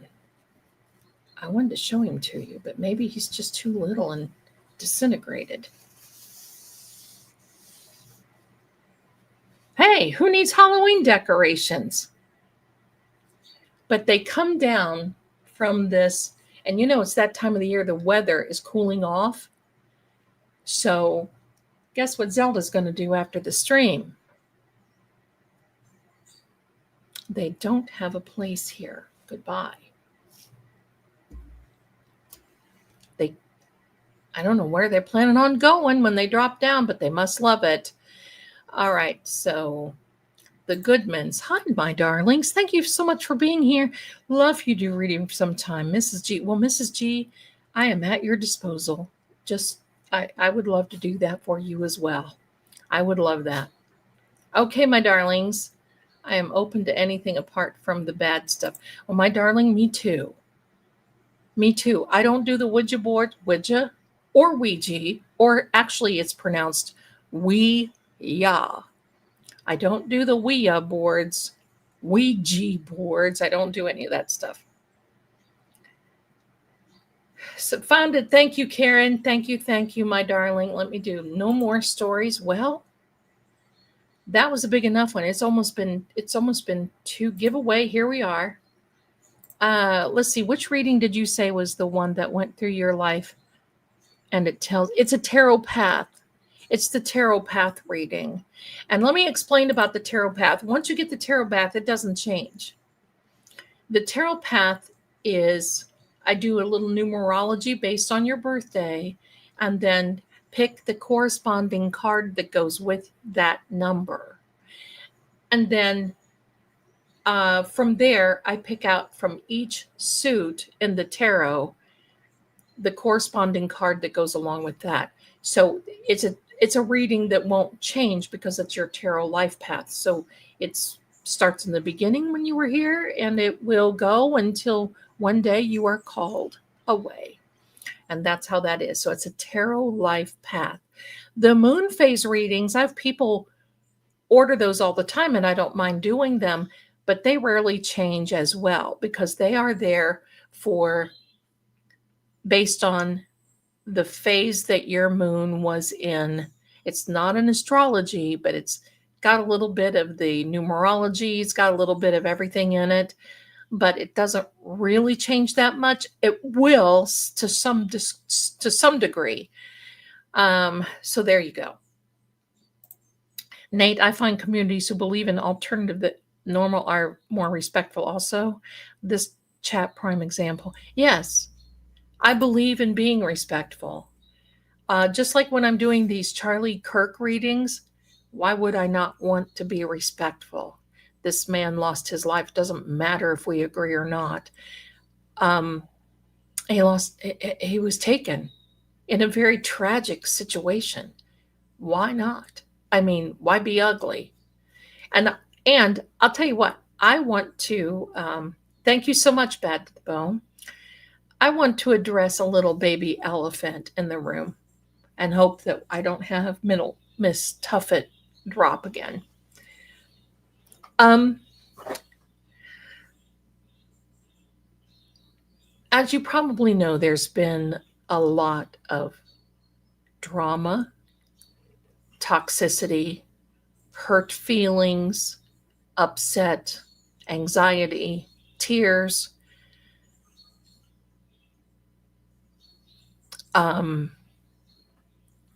crash outs, as they say, a lot of lashing out over the past few days.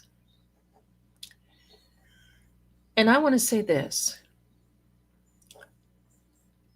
I'm not involved, nor I plan to get involved. I did read a little bit about the circumstance, but that is all going to come out in the wash. What I want to do, and I appreciate this community, is I want to concentrate on the big stuff.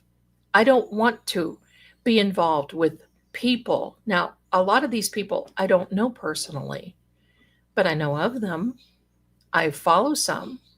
Some of them I are members of their channels, but I don't believe in lashing out at people. If there's something that is going on, take care of it in private. I've always been that way. You praise in public and you reprimand in private. Get it worked out. Don't air your dirty laundry. Don't do anything, as my grandmother and mother would say, that you don't want published on the front news or front page of the Sunday paper. If you want something to go away, don't talk about it. Don't feed the fire. If there is a stray, he will only stay because you feed it. When you feed negativity, it's going to manifest negativity. Remember, negative breeds negative, positive breeds positive. It's okay to have an opinion. It's okay to think a particular certain way. There's nothing wrong with that. You should be able to do that. Getting involved is not something that I feel is a good practice. And here is the reason why. Because sometimes we deal with people that it doesn't matter. They live to be on these social media or media sites that hurt people. They say things because they can. They hide behind accounts to hide who they really are.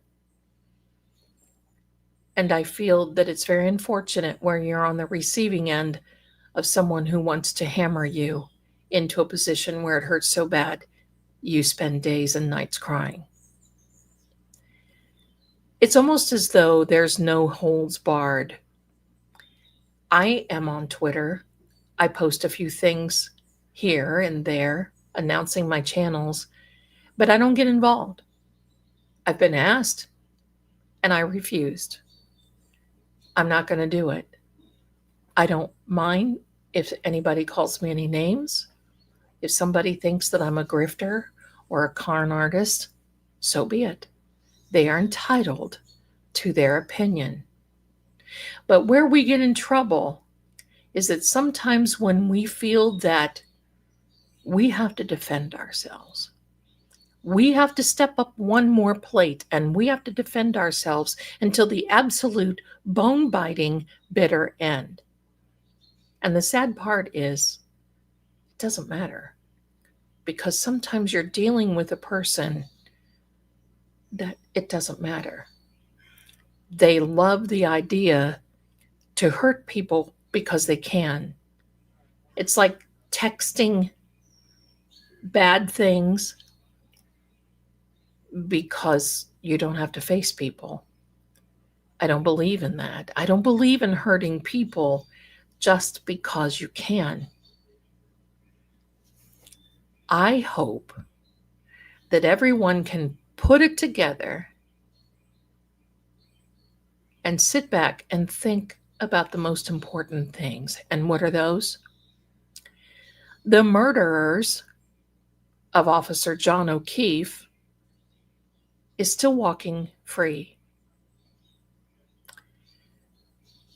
The murderers of, and I say plural because to me, someone who covers information that they already know has a particular amount of responsibility, and that of Sandra Birchmore and her child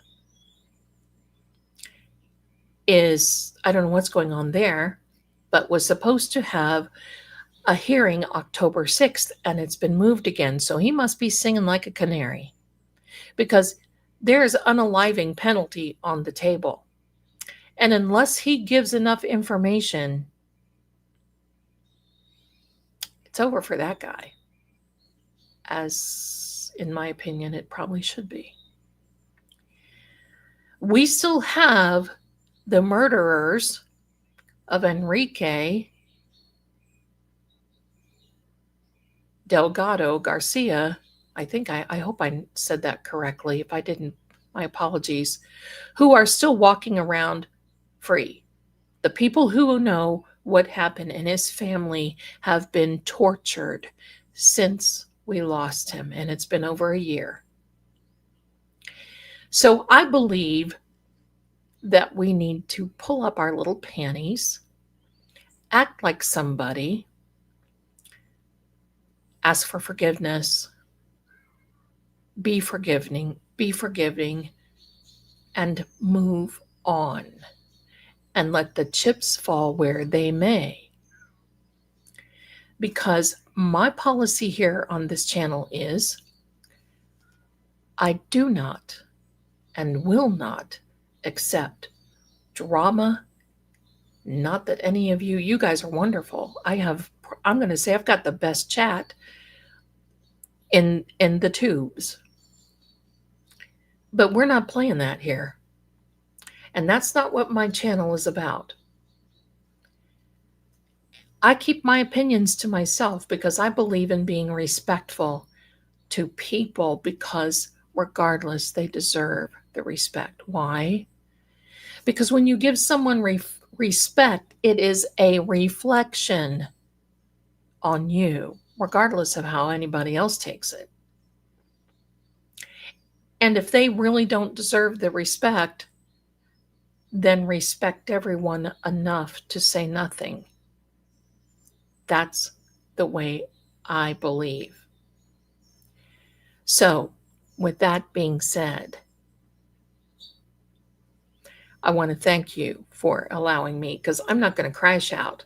I have no receipts except the ones that you see here from my little gifts. And I'll tell you what, I'll take these notes any day of the week.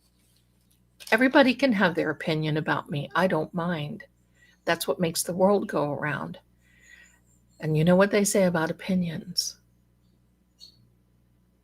We've all got one. So it's okay. It'll work. It'll work. It'll work. So now back to reality. That's why we need a P.O. box. Yes, ma'am. I'm going to be getting it. Yes, yes, yes. Let me see. Let me see.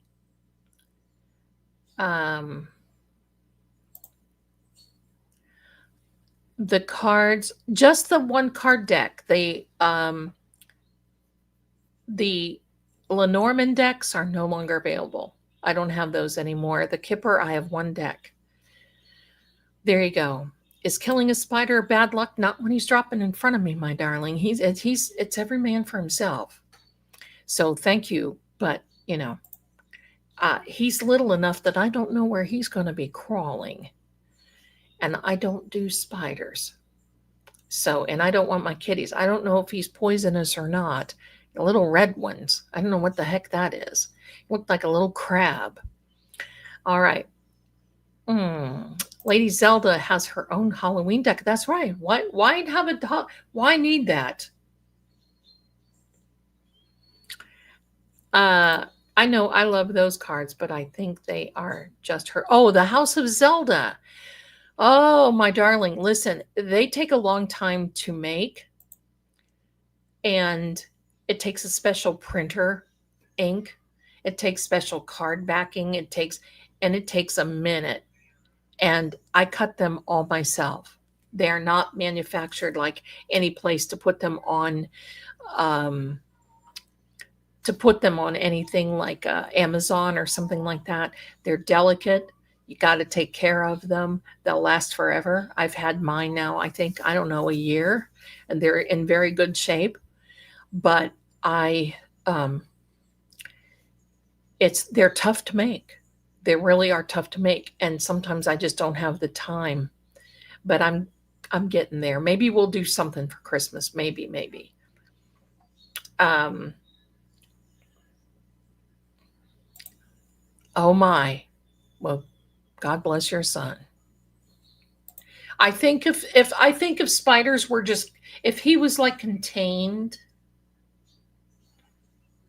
but the whole idea now, I have two that is coming down. No, we're not trying it again, because they come over from this vent from upstairs.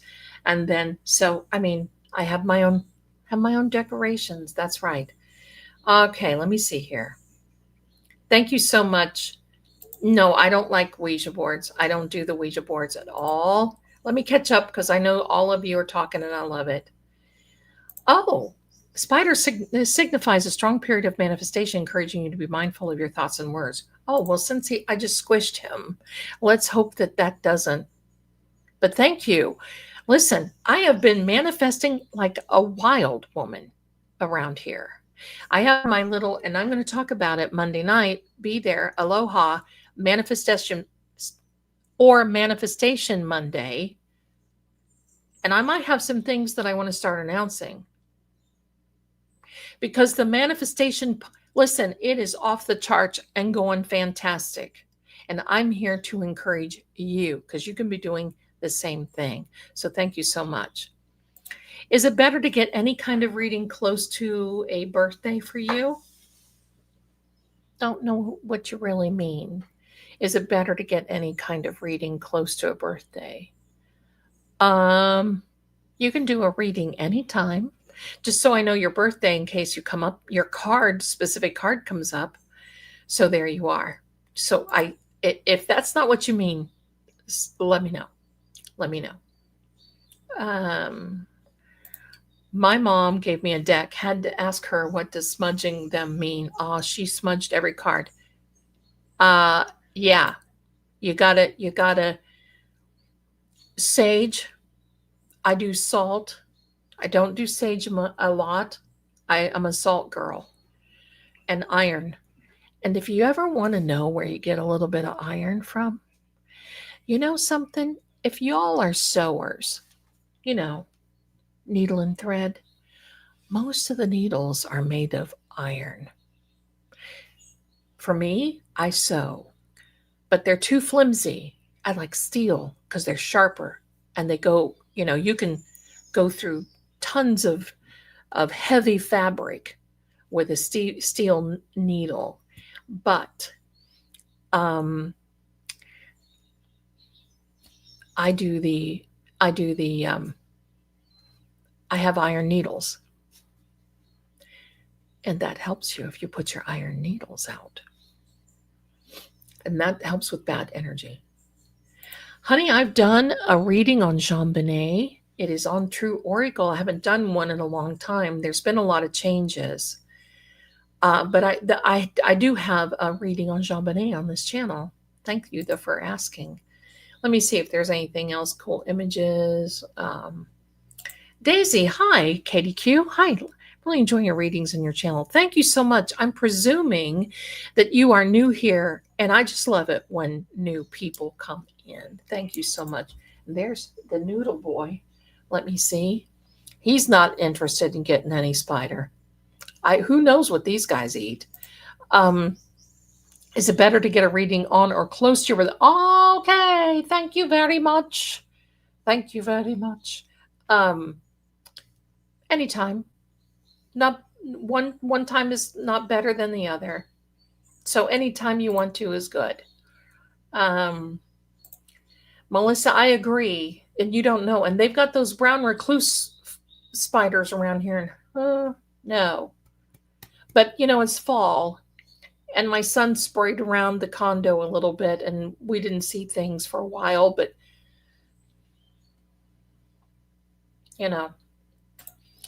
Cheryl says, unfortunately, all the evidence was lost or destroyed. Even if someone was to talk, it's unlikely they will be convicted. I don't think so. If I may respectfully disagree, I've seen cases be dormant for a long time, and then all of a sudden,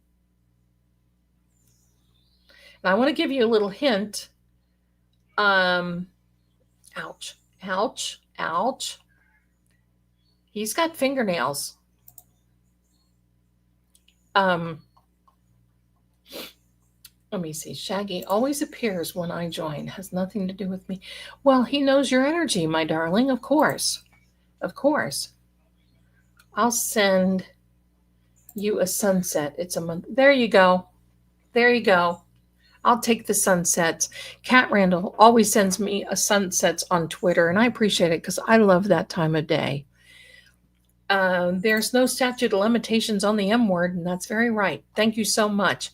Oh, they'll get to the bottom of it because somebody will be singing, and it won't be in a choir. Believe me, because the pressure will be getting to them. It'll be amazing.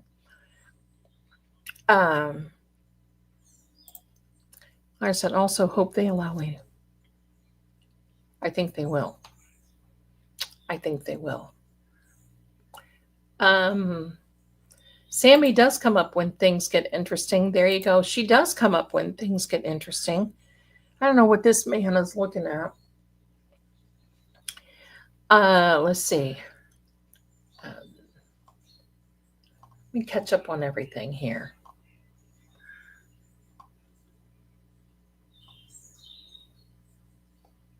Okay, what do you do with the iron needles? With new cards? Wait, I don't think I understand. New cards? Iron needle?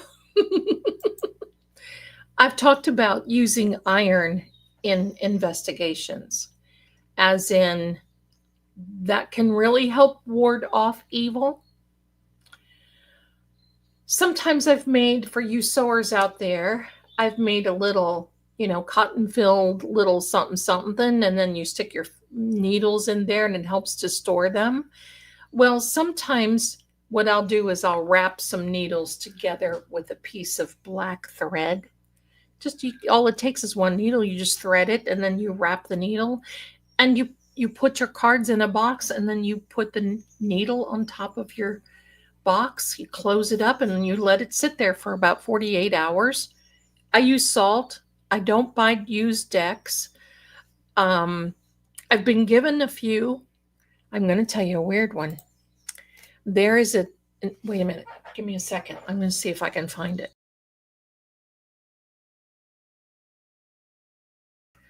No, it's behind the green screen. I don't want to take it down. I placed a big order for some other things on Amazon. And out of the blue,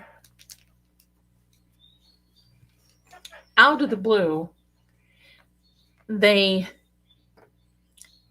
sent me a deck, a tarot card deck, Amazon, that was used.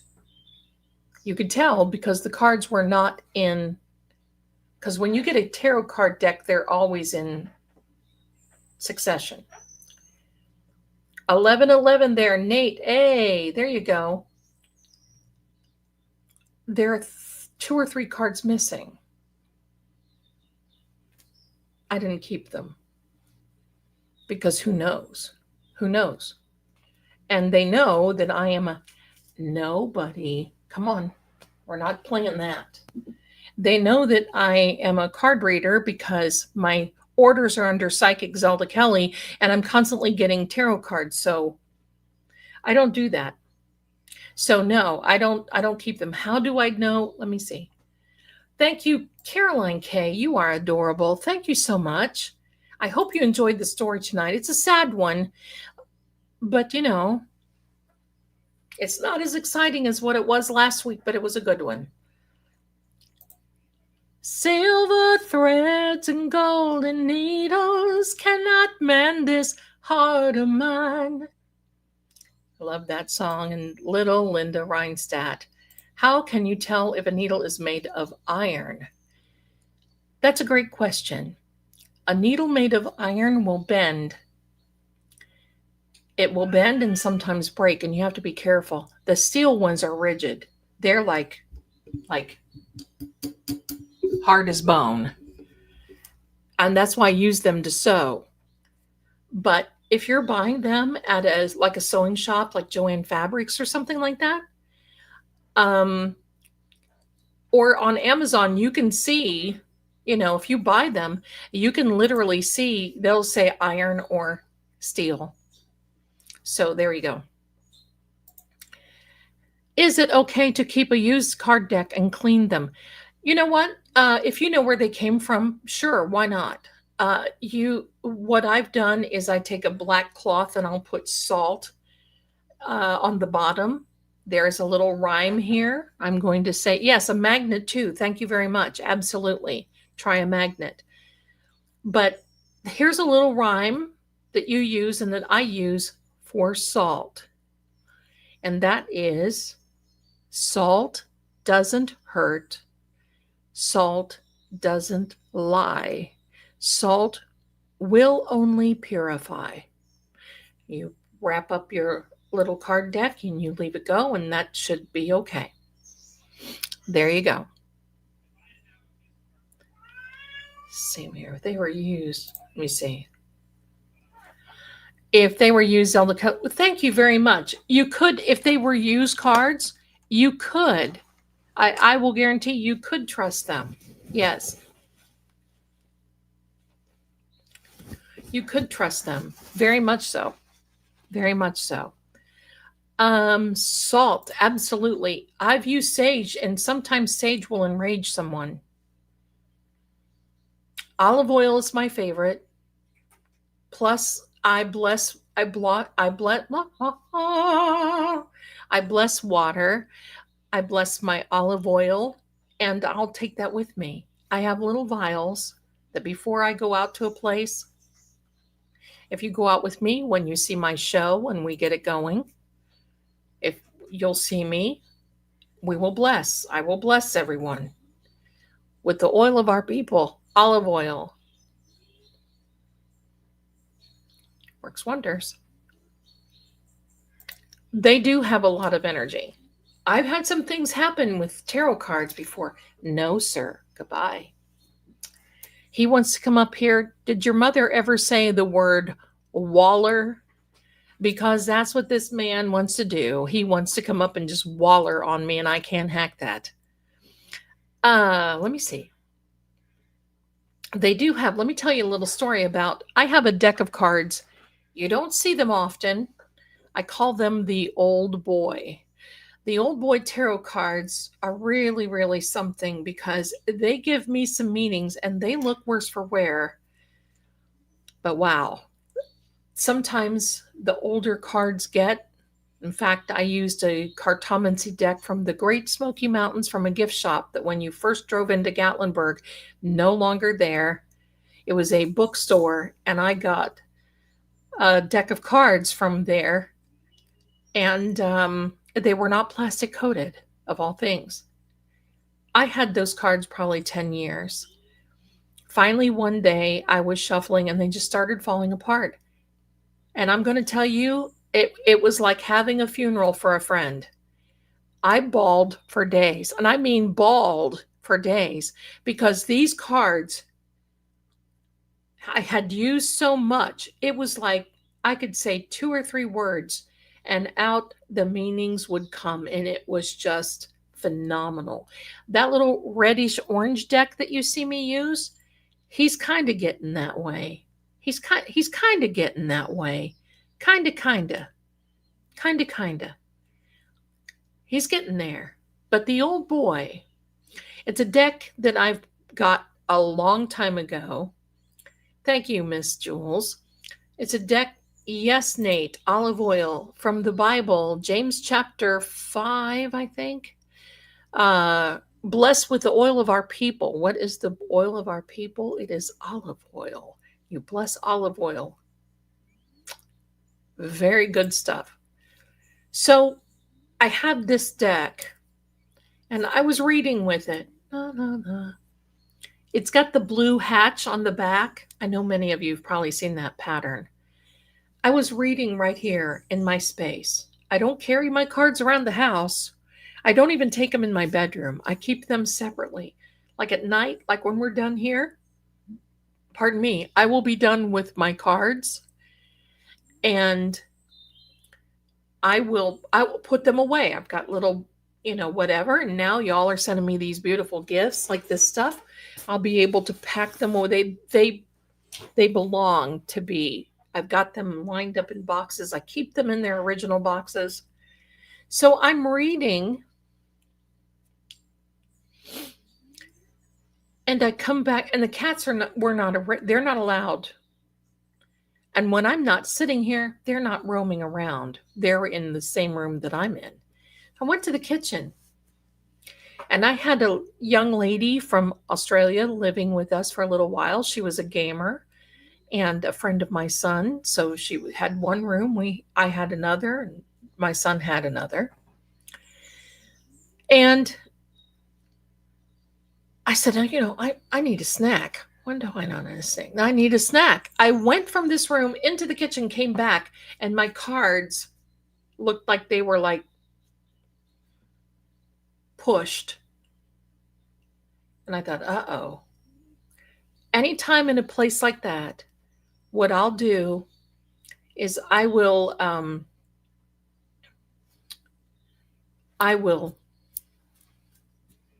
count 78 cards or 36, depending on what I'm using. My card has 44 in them. And they only had 77.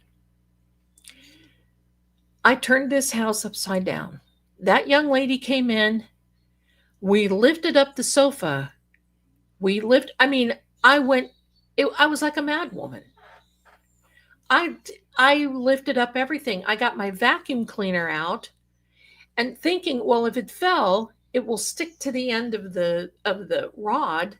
I'll find the card. Not around. It was months. Seriously, months. I came out of my room And here on the floor was the card. And it was the magician card, which I call the manifestation card. Face up, like it greeted me. And I'm like, oh. There was another time that I had another deck. I'll show it to you. It was this deck. This is my teaching deck. You can see I've written on them because I believe in writing on your cards if you're learning. And at that time I was giving classes and it was a teaching deck. So I had cards out on my table. I came back, I went to the water closet, came back, and my cards were soaked. Soaked. As in, looked like so. And I don't keep drinks on my tables or anything that I read on or anything like that. The cats were not, the cats couldn't have done it. It didn't smell like anything. They were soaked. I grabbed them up. I had to clean them up. Believe me, they've been through enough salt that it's been, whatever. I don't know what it was. I got rid of it. Didn't come back, but that's when we first moved in here. And this joint here that we're in right now, this Airbnb, as we get closer to Halloween, I will share some very unnerving things that both my son and I have seen. So there's been some things. Okay, so there's some questions. I love that. Mitchell, do the tarot cards get inhabited by spirits? Not mine. Maybe somebody else's, but not mine. It's an energy thing. And believe me, I would know by touching the cards and putting them out. Never. The one thing I never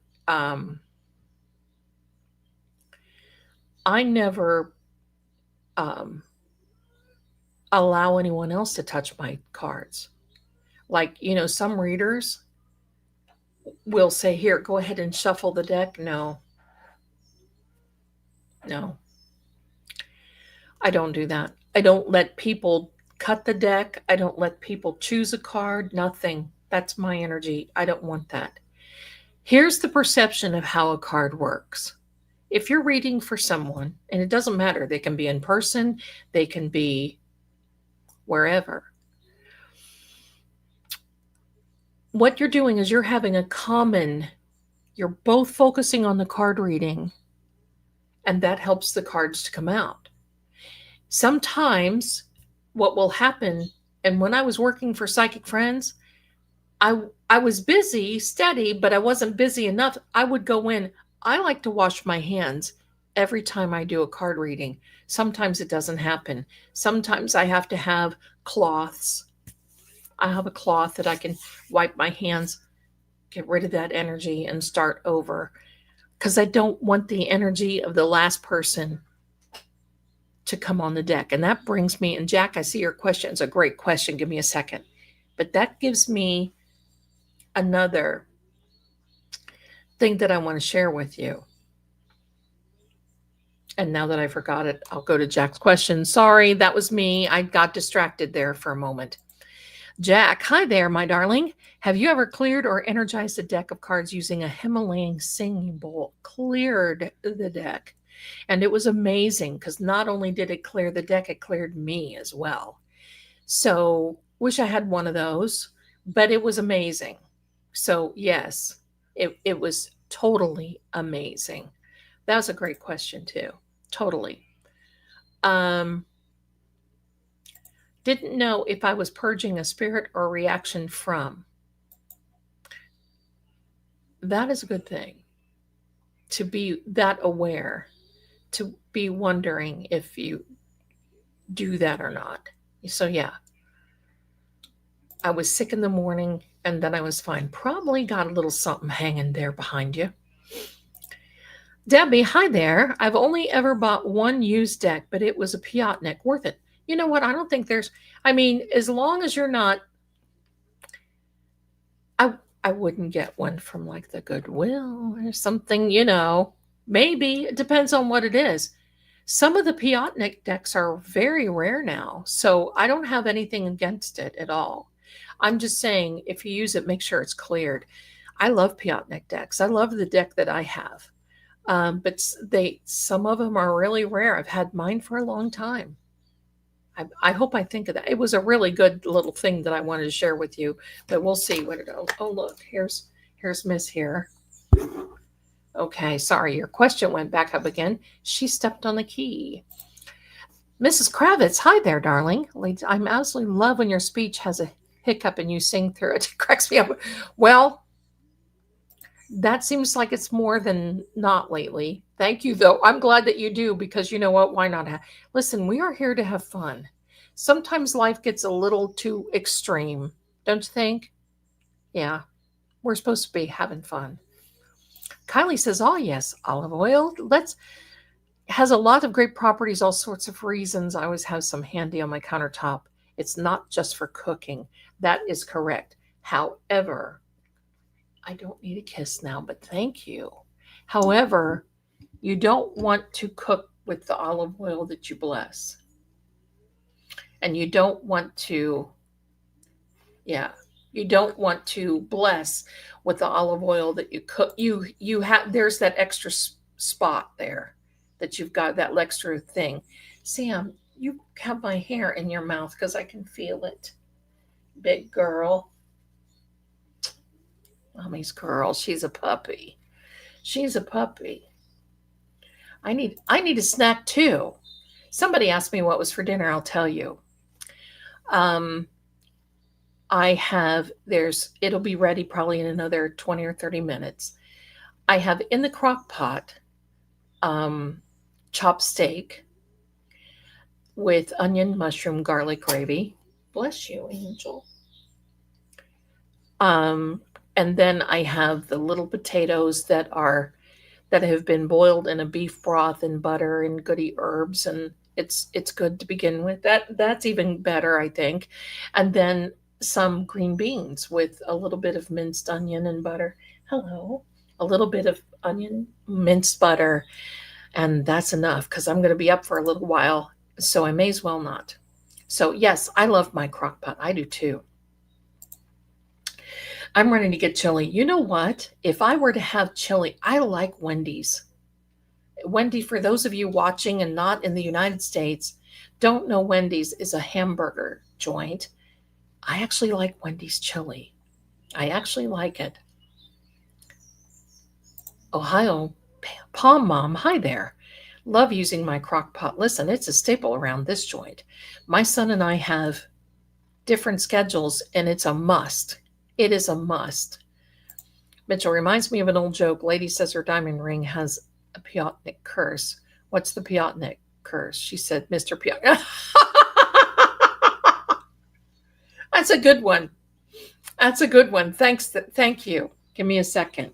I'm afraid to use these napkins around here. Heck, they might have a spider lurking. Yikes.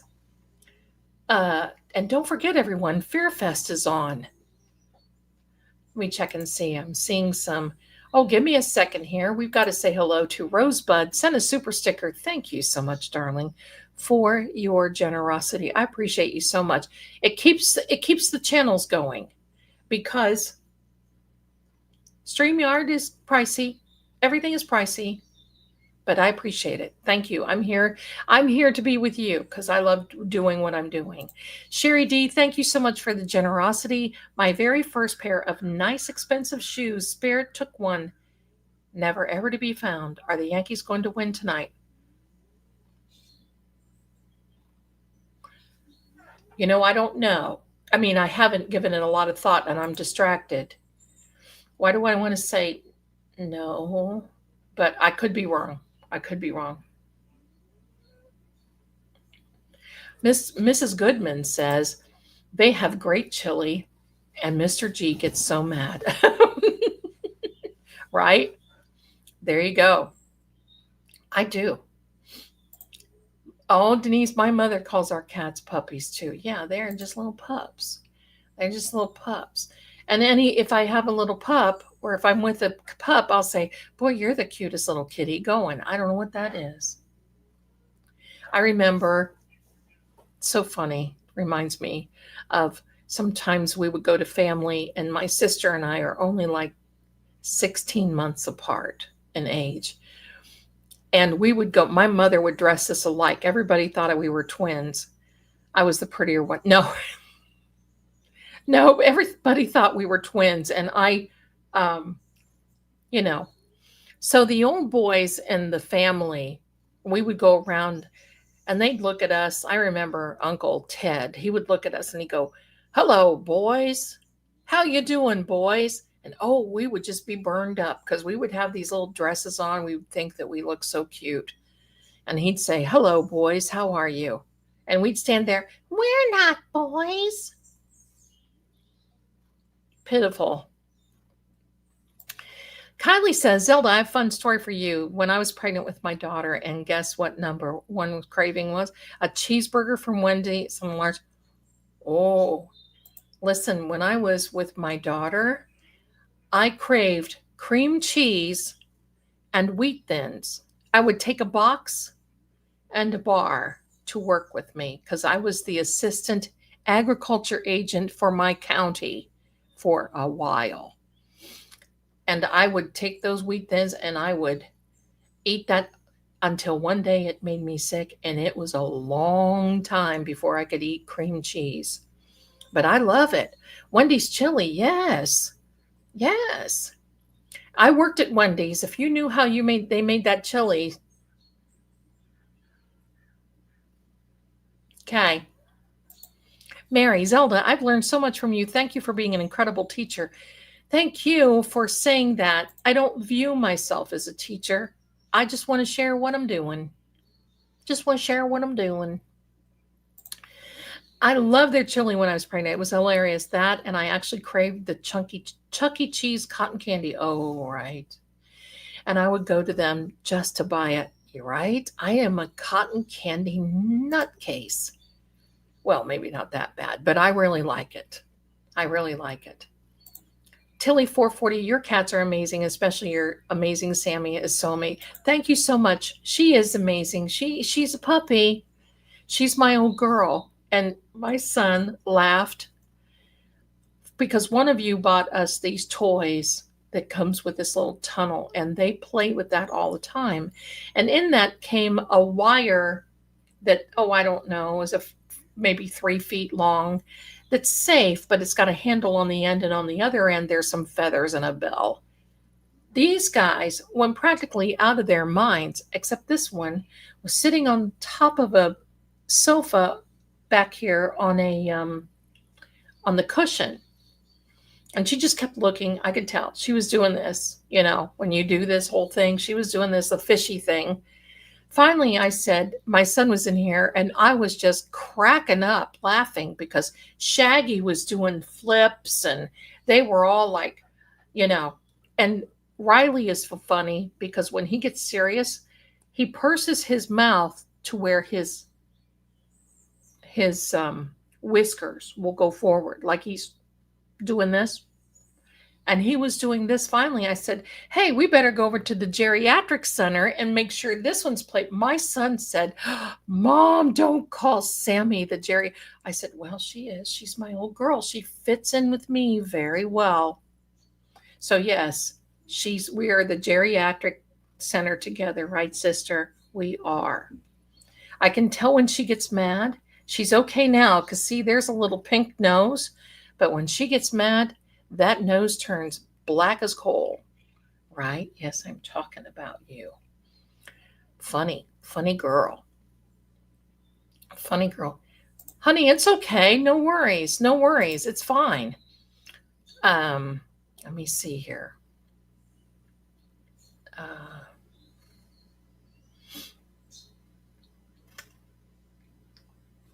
Okay, let me see. Yankees are leading 4-0 at the bottom of the fourth. See, I don't know anything. Why ask a psychic? Thank you, Pam. I don't know. I like baseball. I used to have season tickets to the Cleveland Indians back then. You can tell it's been a while. I loved it. Let me see. Working at Macca's, I did there too. At high school and through uni, lots of pregnant ladies would come through the drive-through for pickles, not on burgers. Just, oh my gosh, isn't that amazing? That's so funny. Oh my gosh, Kylie, Taylor Swift. We've got a Swiftie in the house. There you go. Maggie Smith, darling, I appreciate you connecting with us. I appreciate your gift. Thank you so much. You are amazing. Thank you. I love Wendy's chili. Yes, it is good. Now I'm hungry for Wendy's chili. Forget what I've got in the crock pot right now. I've got to eat it. Sherry, I never get on the Book of Faces, but I saw a friend request from Cheryl, and I thought, oh my gosh, did I respond a while back? I don't know. Cheryl with an S. Okay. Give me a second. We've got something here that I don't want to. Look at this. I'm Gumby, darn it. Sent a super sticker. You are amazing. Thank you so much for your generosity, my darling. Thank you. Thank you. Green beans and watermelon. A healthy pregnancy at that. Very good. Uh-oh. Do we want to know how they make that at Chili's?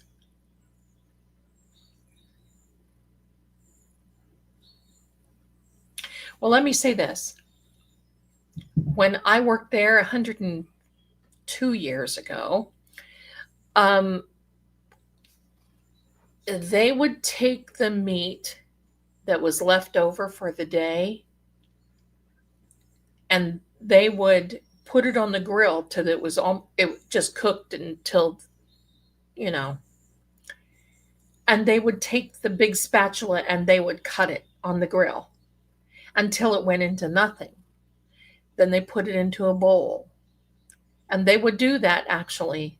And even during the lunch service or the dinner service, if the meat got too old and it was on the grill too much, they would click, click, click, click, and put it in the bowl. They would end up putting so much into this silver, the serving thing that they use in restaurants with the little lid on it. They would make their chili a week later, and that meat would still be in the refrigerator. I guess it's okay. I mean, maybe that's why it tastes so good. But they would only make their chili like maybe once or twice a week. Take it out, put it in the refrigerator, and they would put it in the refrigerator hot,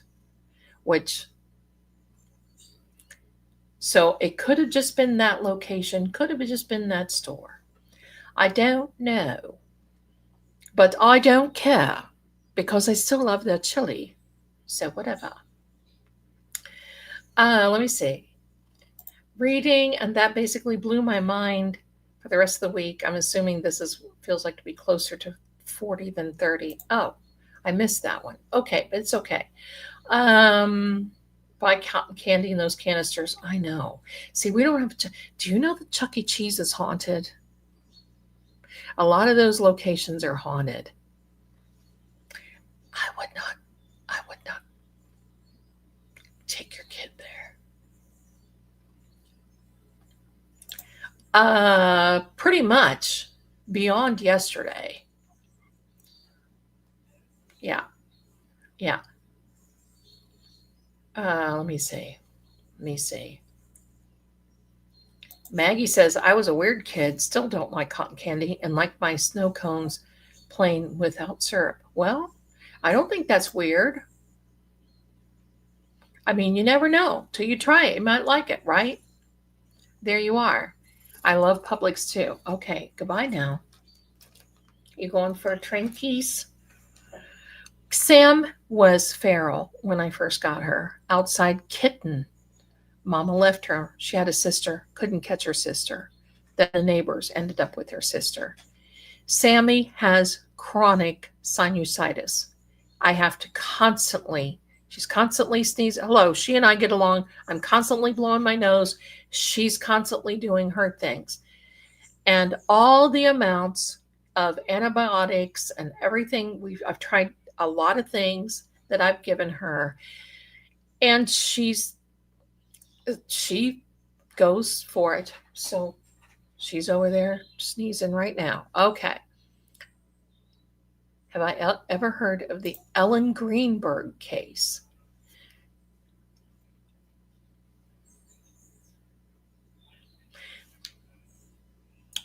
I don't know, but there's a case of Greenback, Virginia, that I'm going to tell that story. So I'm not going to even tell what it is. Boo, those Yankees. All right, let me see here because we want to have that giveaway. Gimme. Everybody hang in there. Martha, I'm having a huge issues with my email. Take a few hours to get it fixed. I'm going to attempt to fix it this weekend. There you go. You'll get it fixed. I'm Sicilian. Love to cook. It's in my blood. That depends on who you ask. And 37. And you know what? I like square cut pizza. That is Sicilian. I don't like the triangles. I want a square. Don't know what it is. To me, it tastes better. That's weirdness. Miss Jessamine, you should come hang out with us, the Red House Media, sometime. Where is that? I'd love to come and hang out with you at the. Can I do it from here? Do you have a show or something? I just let me know. I have an air fryer, Cheryl with an S says, in my oven, but still prefer the countertop one. Yes, sometimes you just can't be bothered. Let me see. Let me get through this. Let me see. Tilly 444, listen, you're so beautiful. Thank you. Amazing mods in this channel. Thank you. My mods are very amazing. They do an excellent job. And believe me, sometimes it's thankless. It's a thankless job because they've got a tough job to do. I'm working on my recipes. Hopefully I can get those out soon. Yes, Chuck E. Cheese. 3 I've been to, all 3. Sometimes they have unalivings at Chuck E. Cheese and these animatronics type things. Oh, listen, there's backstories on this place. Cassandra, welcome, my darling. New to YouTube. Thank you so much for being here. Thank you. Worked at Nutcracker Sweets at the South Street Seaport in New York City. Loved making cotton candy. Isn't that fun? Love it. Okay, let's get ready for a let's get ready for the square pizza in Rome. Also a lot. Folded over also means some, yeah. Mm-hmm. I'm very picky and finicky about my pizza. I can't do the Pizza Huts and the Papa John's I make my own gravy or sauce to put on it. I do my little toppings. I do what, Why can't we donate to the moms? You can. Okay, my darling, give me a second here. Do me a favor, please. Like and subscribe. It's free because I love having you here. So now, I'm going to tell you what the prize is tonight. And I hope you love this because everybody that I've given these to, they absolutely love them. It is, let me move this this thing. Let me move it. There we are. My darlings, this is the prize for tonight and will be every Thursday, maybe even Saturday nights. I'm working on it until we get to the Halloween, and maybe even beyond. I'm going to tell you what this is. It is Beacon, streaming beacontv.com. They do have an app on Roku. I'm going to tell you of all of the streaming services that are paranormal related. This is probably the most authentic, and they do it sort of kind of like I do, the most authentic paranormal investigation. Who they have a psychic medium whose name is Cindy Kaza, but this is Shane Pittman and David Schrader. And if you can remember the Discovery Channel, there was a show called The Holzer Files. That's this group. And they have a brand new series out. It's called Paranormal Mysteries. And I'm telling you, one of the times that I heard an audible without any assistance, an audible woman's voice, it was amazing, amazing. So that is the gift. It's for 1 month. I'm giving it to you for 1 month. If you like it, you can subscribe. If you don't, you don't have to. Now, the winners, my darlings, my darling, will, after you've won, email me and say, I'm the winner, and give me your screen name so I know who you are, okay? And that's it. Then what I'll do is I'll return your little code for you. And this has movies on it. It's got good paranormal. It's got UFOs, Bigfoot, paranormal investigations. It's amazing. I could spend hours. I have spent hours on here. And this Paranormal Mysteries is a series. So as of tomorrow, they'll come out with another one. I believe it's tomorrow they come out with another one. So you don't want to miss this.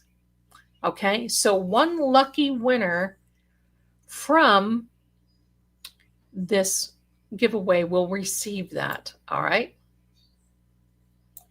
Well, thank you. Despite injustice, I'm so glad that you're here for the giveaway. All right. So let me put this in. You're welcome, my darlings. You're welcome. You're welcome. Let me call you sweetheart. Let me get this done. Like I said, I can tell the future, but this StreamYard stuff kind of gets to me every now and then. All right. Let me see. Share the screen. Of course, we have to share the screen. There's the giveaway tool. There we are. Now, my darlings, here's what you're going to do. This can be lowercase, uppercase. It doesn't make any difference. This is, put it in the chat only one time. Let me see where my hashtag is. In fact, yeah, I have to put a hashtag there. Look out, sister. All right. Hashtag HOZ. That is uppercase, but it doesn't have to be. It's hashtag HOZ House of Zelda. Let's go. Put her in the chat, my darlings. We're getting ready to have our drawing. Thank you so much.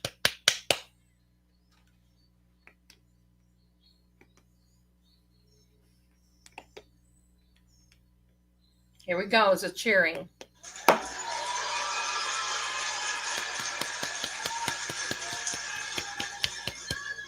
Whee! House of Zelda, either lowercase. Pam, you want to put it in again, darling. You didn't get the 0 right. So it's 0. Don't put, it's not a 0. It's an O. House of Zelda. Don't put a 0. You won't get entered. Okay, let's go. We're up to 30 some already. Wonderful. Wonderful. How exciting. You guys are wonderful. I can't wait to see who wins.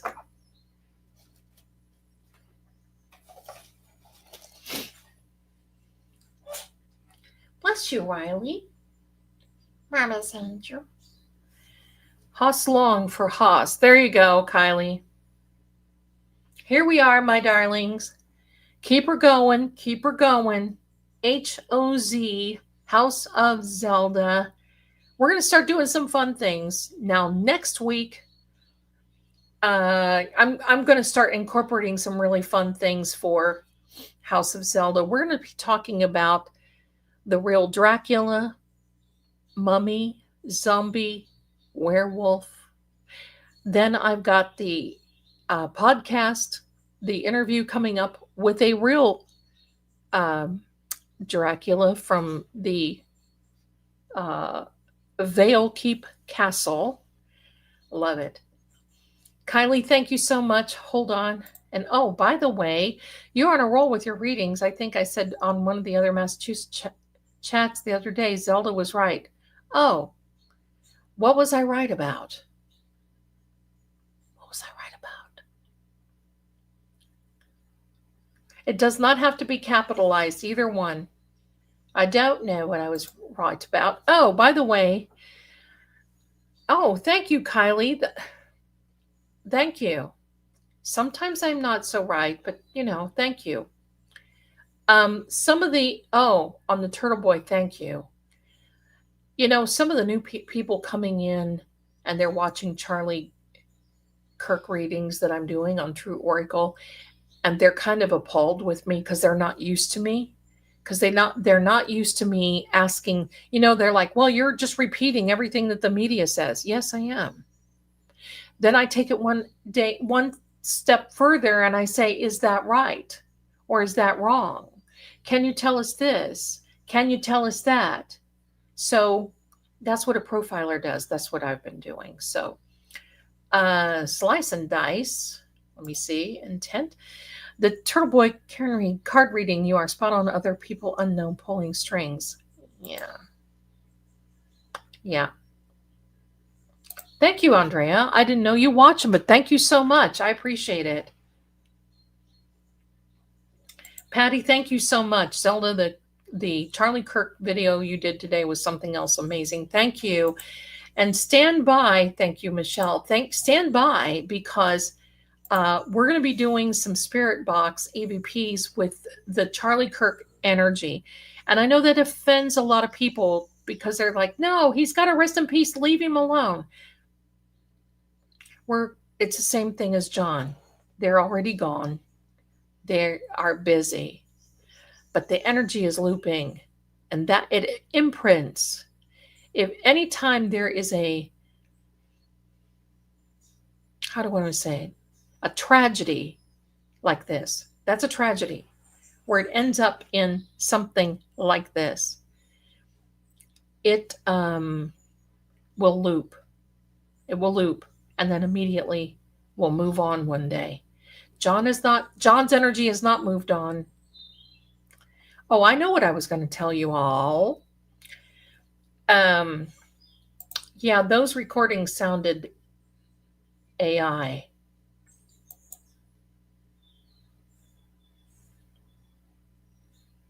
Can I tell you something?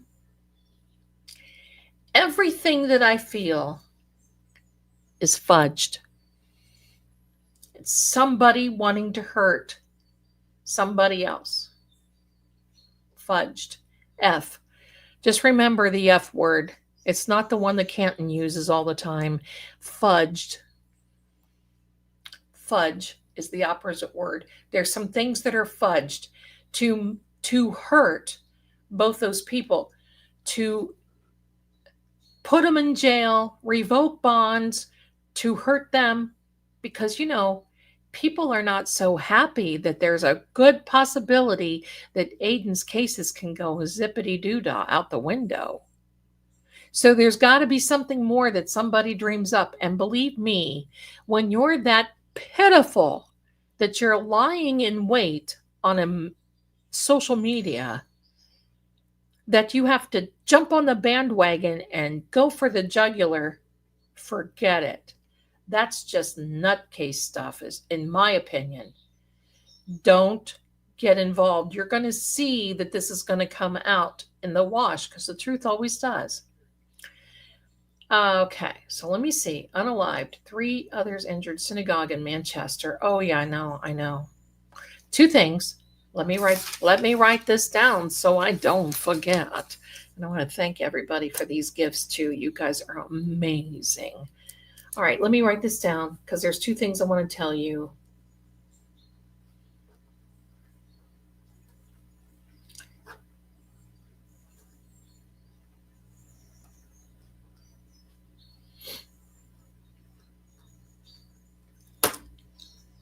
How we doing on here? Come on, everybody. If you're watching, if you just do me a favor and subscribe to the channel and enter. You don't have to, but I would love it if you did. Well, there were a few little recordings that came out. Nothing, but somebody just took them and ran. And, there's all this witness intimidation. Well, let's think about it. Who likes to scream that? Who likes to scream witness intimidation?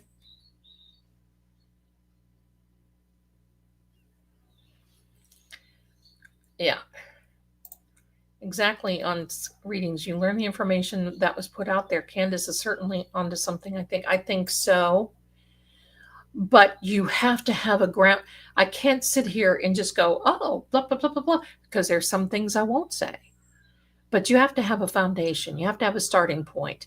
And as Charlie's energy gets used to me, just like with John's, those readings will start really becoming epic. All right, so let me see. I saw part of Nurse Kim. I saw part of JFK, and I just think it's very sad because I know these people down deep inside care about everybody.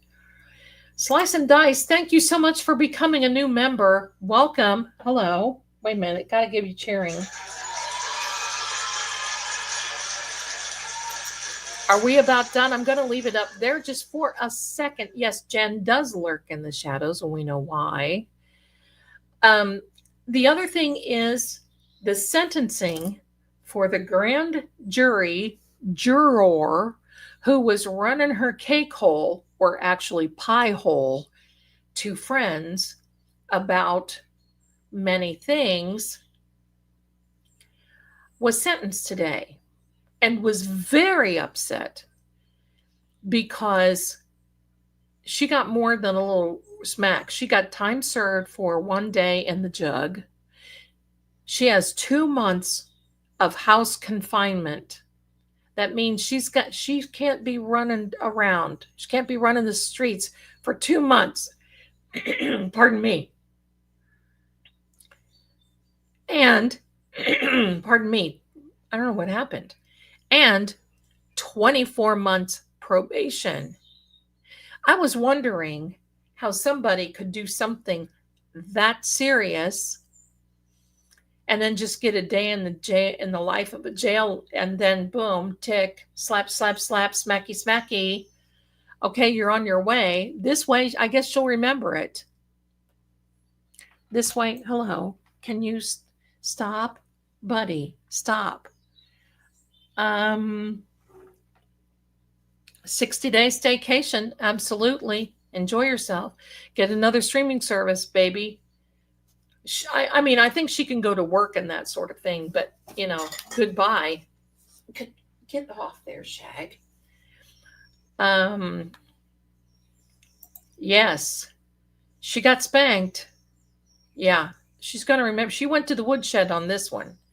Mrs. Kravitz is a new member. Yay! Yay! There we go. So last call, my darlings. Oh, did she get fired from her job? Oh, well.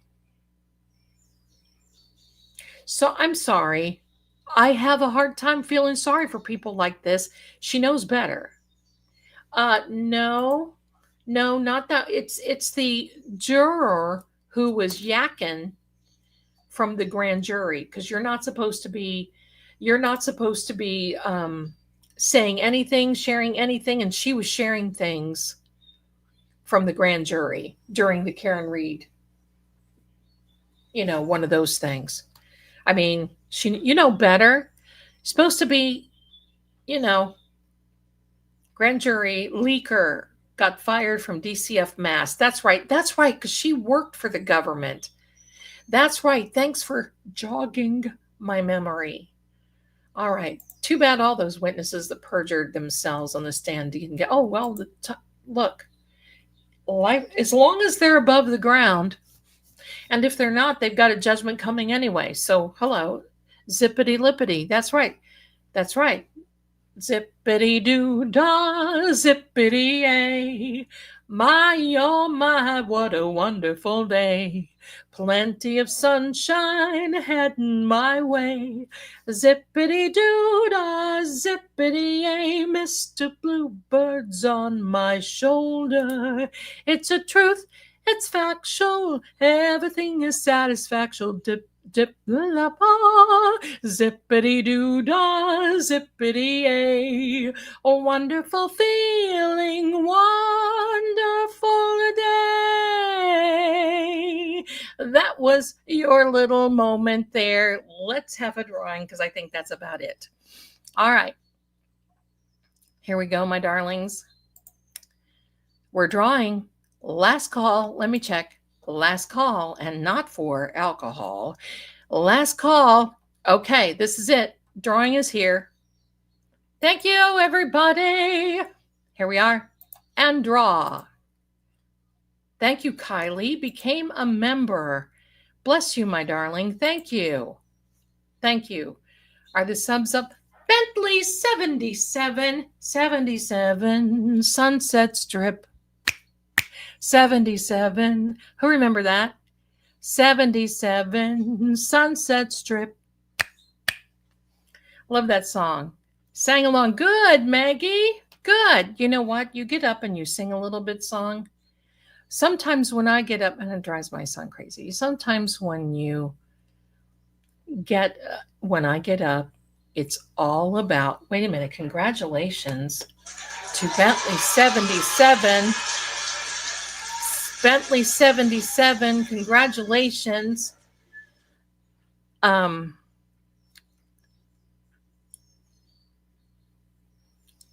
There you go. Now, my email is in the chat, Bentley77. Please email me and say, I'm Bentley77. I'm a winner. And let me write this out. Shaggy, please, Angel. You've got plenty of food. You got water. Wanting to waller. Okay, hold on here. Bentley 77 is the winner. And you have won a 1-month subscription, Bentley, to Beacon Stream TV. You're going to love it. And if you get a chance ever, if you guys are on the Twix, look up Shane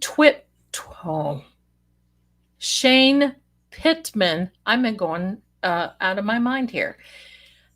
Shane Pittman is part owner of Beacon TV, and say, I won this on Zelda's and I love it. Let's tell him that we love it. They're on Facebook, or I'm sorry, on the Book of Faces. They're on the grams that are Insta. And so that's what you've won tonight. And once again, Bentley 77. There you go. I've heard that before. Zelda, you're cheaper than a therapist. Well, I don't have a sofa, but you know what that comes from? Experience, living, understanding human behavior. There we go. You're welcome. But here's the song that I always sing, not always, but when I get up. Oh, it's a new day for singing a song, and it's a new day for moving along. Oh, yes, a new day. How can anything go wrong? A good day from morning till night. I said to the sun, good morning, sun. Rise and shine today. That's it. Okay, this guy's up here because the singing is like attracts these wieners. All right. Yes, they are wieners. All right. There we go. 77 Sunset. Listen, Connie Stephen was a Hubba Hubba girl. I saw a movie that she was in from a while ago, Two on a Guillotine. Do you remember that movie? It always comes out this time of year. Hello. Two on a Guillotine. And it has Dean Jones. Remember Dean Jones? He used to be, I think it was Dean Jones.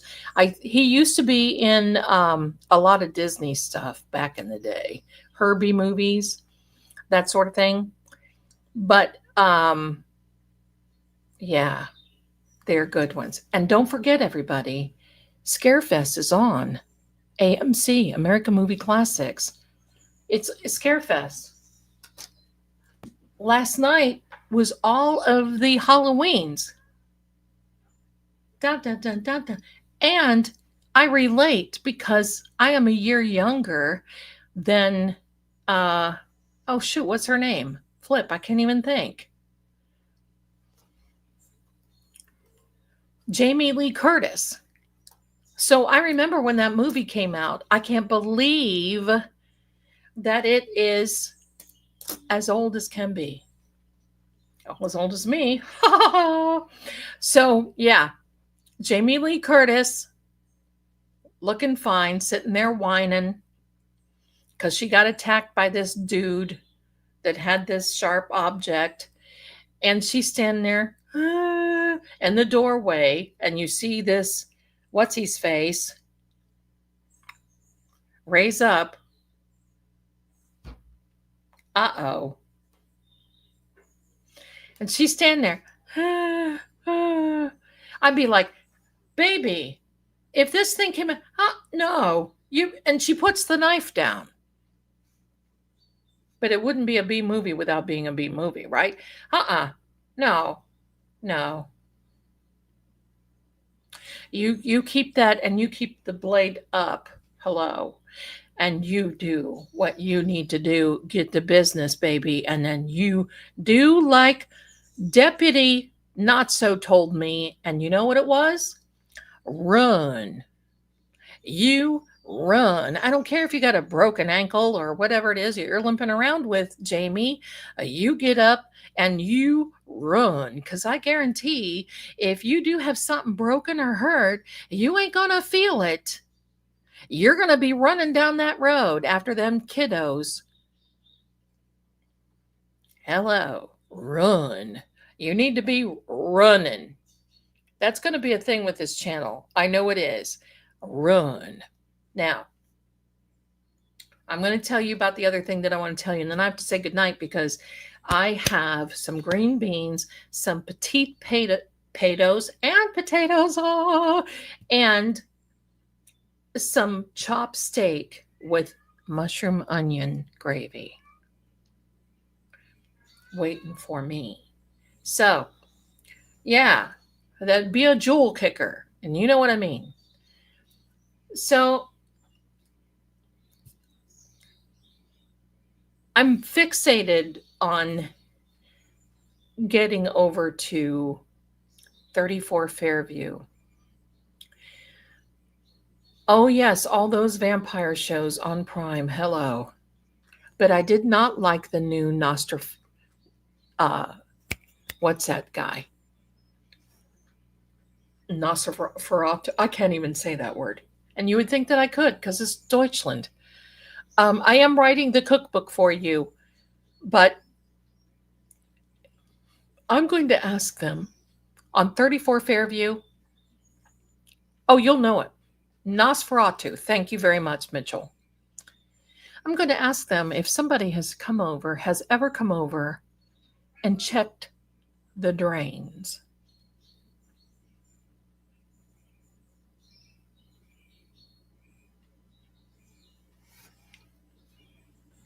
I did not like the new Nosferatu.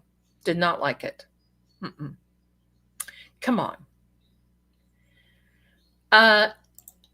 No, Nan and I, because I want to get moved first. I've got some things that I need to do beforehand.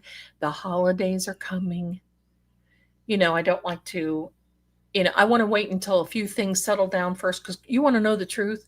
These people know who I am. Do you think, I can't go up there. I'm pretty recognizable. They see me haunting the streets of Canton, and guess what's going to happen? They're going to concoct something to get me going. So there we go. But I I I want to know in the basement because there's a room that has some utility things in the basement. I think it's got a drain because there was a washer dryer in there. And any time in those houses that are of that age, you have drainage in your basement floor.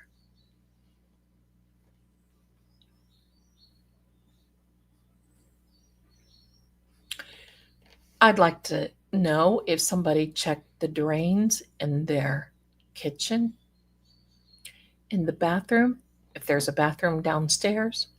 Because I got to tell you this, it doesn't matter if you've cleaned or if you've used bleach or any of those things, some kind of something sort of can hang around. Do you know that many times in these horrible, horrific cases where people feel that they've cleaned up a scene, they try to wash everything down through the bathtubs, but they don't wash it up good enough? Because all you have to do is have a forensic team or someone go through there. Even take a black light. Go and look in the drains.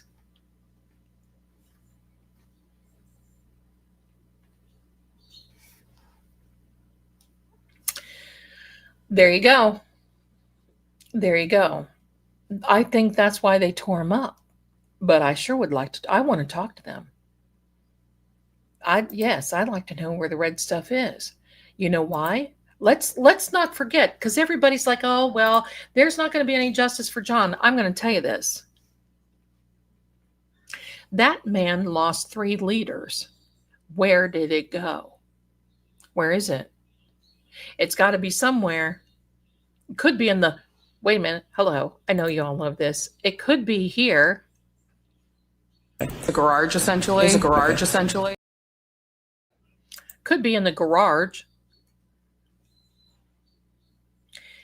If it is in the lawn, it could still be there.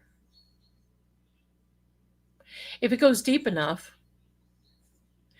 I certainly would even like to take a cadaver dog. Now, hello, is that getting a little much? Yes, it is. Zelda. Remember who my little sweetheart that I'm sure has gone into heaven right now? Because that's been, I don't know, 30 some years ago. Look who found Elizabeth hanging out in the woods.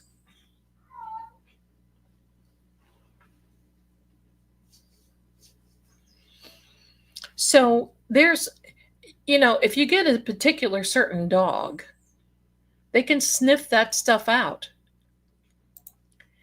Lady Zelda, one of the New York police streams I follow, there's a CSI guy, and many times a single hair can be stuck in a drain. Bingo.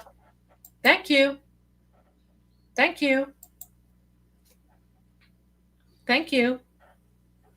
Absolutely. Absolutely. That's right. Quando.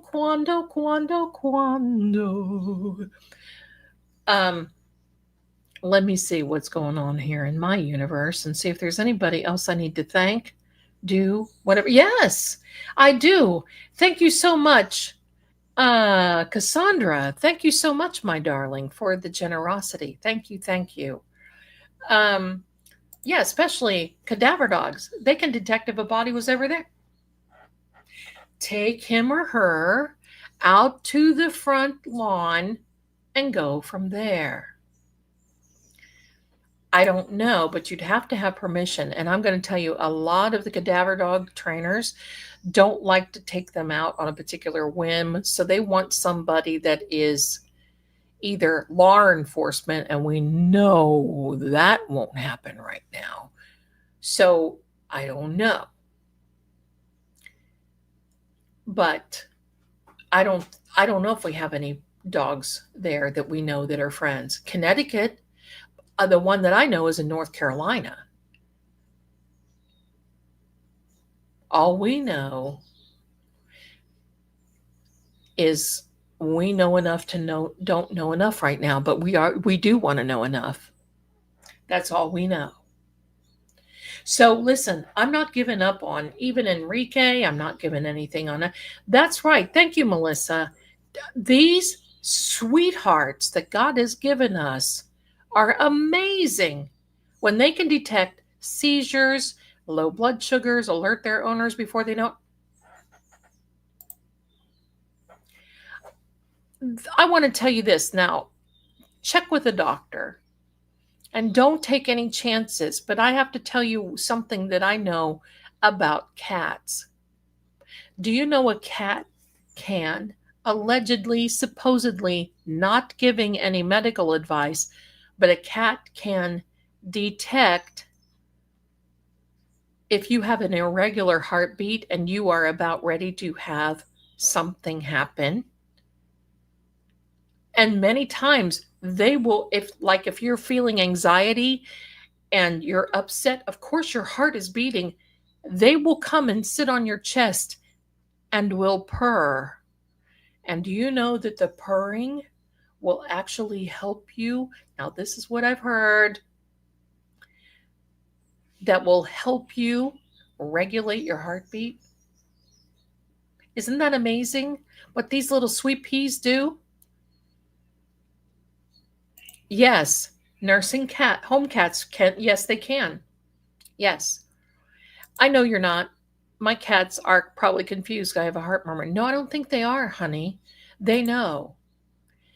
And they maybe try to help you regulate it. It's true, Captain Jerry. Okay, so Captain Jerry, she's my authority here. So yes. Sherry with an S, I'm not giving up either. I know you're not, my darling. Sometimes it just gets frustrated. And I get it. You get frustrated. That's why we still have standouts. I'm in Norfolk County. Oh, bless you. Oh, that's okay. I get it now. Hello. The plate is real. Free care. I have a systolic rumor. Well, I'm going to tell you, my son was born with a heart murmur.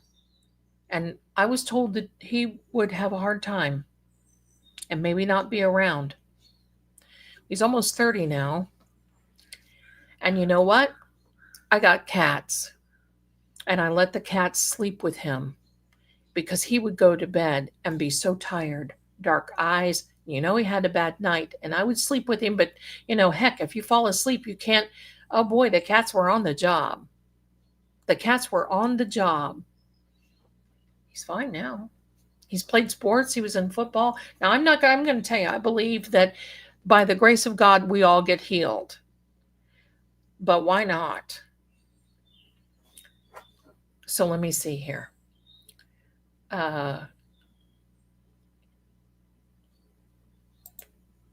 Felishel, purring frequency can calm you. It's scientific. There you go. So now, listen, it is extremely rare that I have anxiety because I control myself. And that sounds weird, but I do. And I know ways that whatever. But these little turds, if I ever get upset or if I have a friend who's, passed away or something and I'm upset, oh, right there. No, they know it. If I sing, they all sit around here, around me. It's like, stop. Anyway, my friend had heart surgery when she was a baby. She said, oh, bless you. Oh, thank you for sharing that. There you go, Kelly. You're okay. When you figure out you're going to get through, that helps a lot. It does. watching both sides tonight to help out. Thank you so much. Thank you. Thank you. Oh, yes, the heart beats by an electric current passing through its energy, and cats are like little Buddhas. They are. And control energy with just a present. Well, my darling, with those positive things being said, I want to thank you tonight for being here. Welcome October. Things are going to get very interesting. Watch the community tab. Beacon 77, not Beacon, Bentley, sorry. Bentley 77, congratulations. You are a winner. Email me so I can get your code so you can start watching this. Kat, I think that's wonderful. Listen, all of these little sweethearts are here for us. That's the way I look at it. So I want you to just get ready. We're going to have a great time this October. Halloween is October 31st. It is a Friday night. I will be here doing whatever I'm going to be doing. I don't know yet, but it is what it is. If you want to come and spend the night with me or the evening with me, I don't have trick-or-treaters. I might tell a story or two, and we'll just go another one. In the meantime, I will see you all on Thursday night. And I'm sorry, this is Thursday night. Hello. I will see you all on Saturday night for Seeing Crime at 7 p.m. But I think we're going to be talking about, since October, we may be talking about some paranormal crime. Oh gosh, that sounded like a wolf, didn't it? Wait a minute. Hello. Did you hear that? I do that, by the way. Did you hear that? Here, hold on. Here's the wolf howl.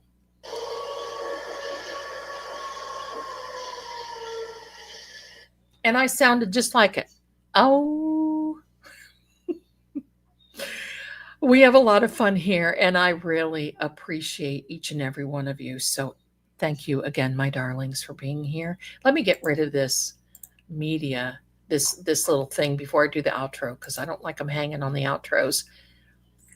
And I thank you. Thank you, too, for going over to True Oracle and watching those videos as we get acclimated into more. You know, I'm going to just tell you, Charlie Kirk is to True Oracle that Karen Reed is to Seeing Crime in my channel. So if you can look over there. In fact, I might even do something on Michael Jackson. You just never know. Thank you, my darlings, for being here. I wish each and every one of you a safe evening, a safe tomorrow. We're coming down to the weekend. I will see you Saturday night. And you know what? Good night, Elizabeth. I love you.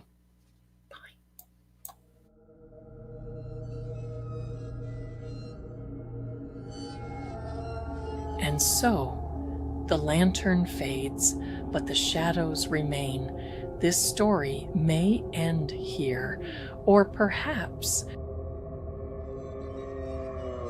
it's only just begun. See you soon.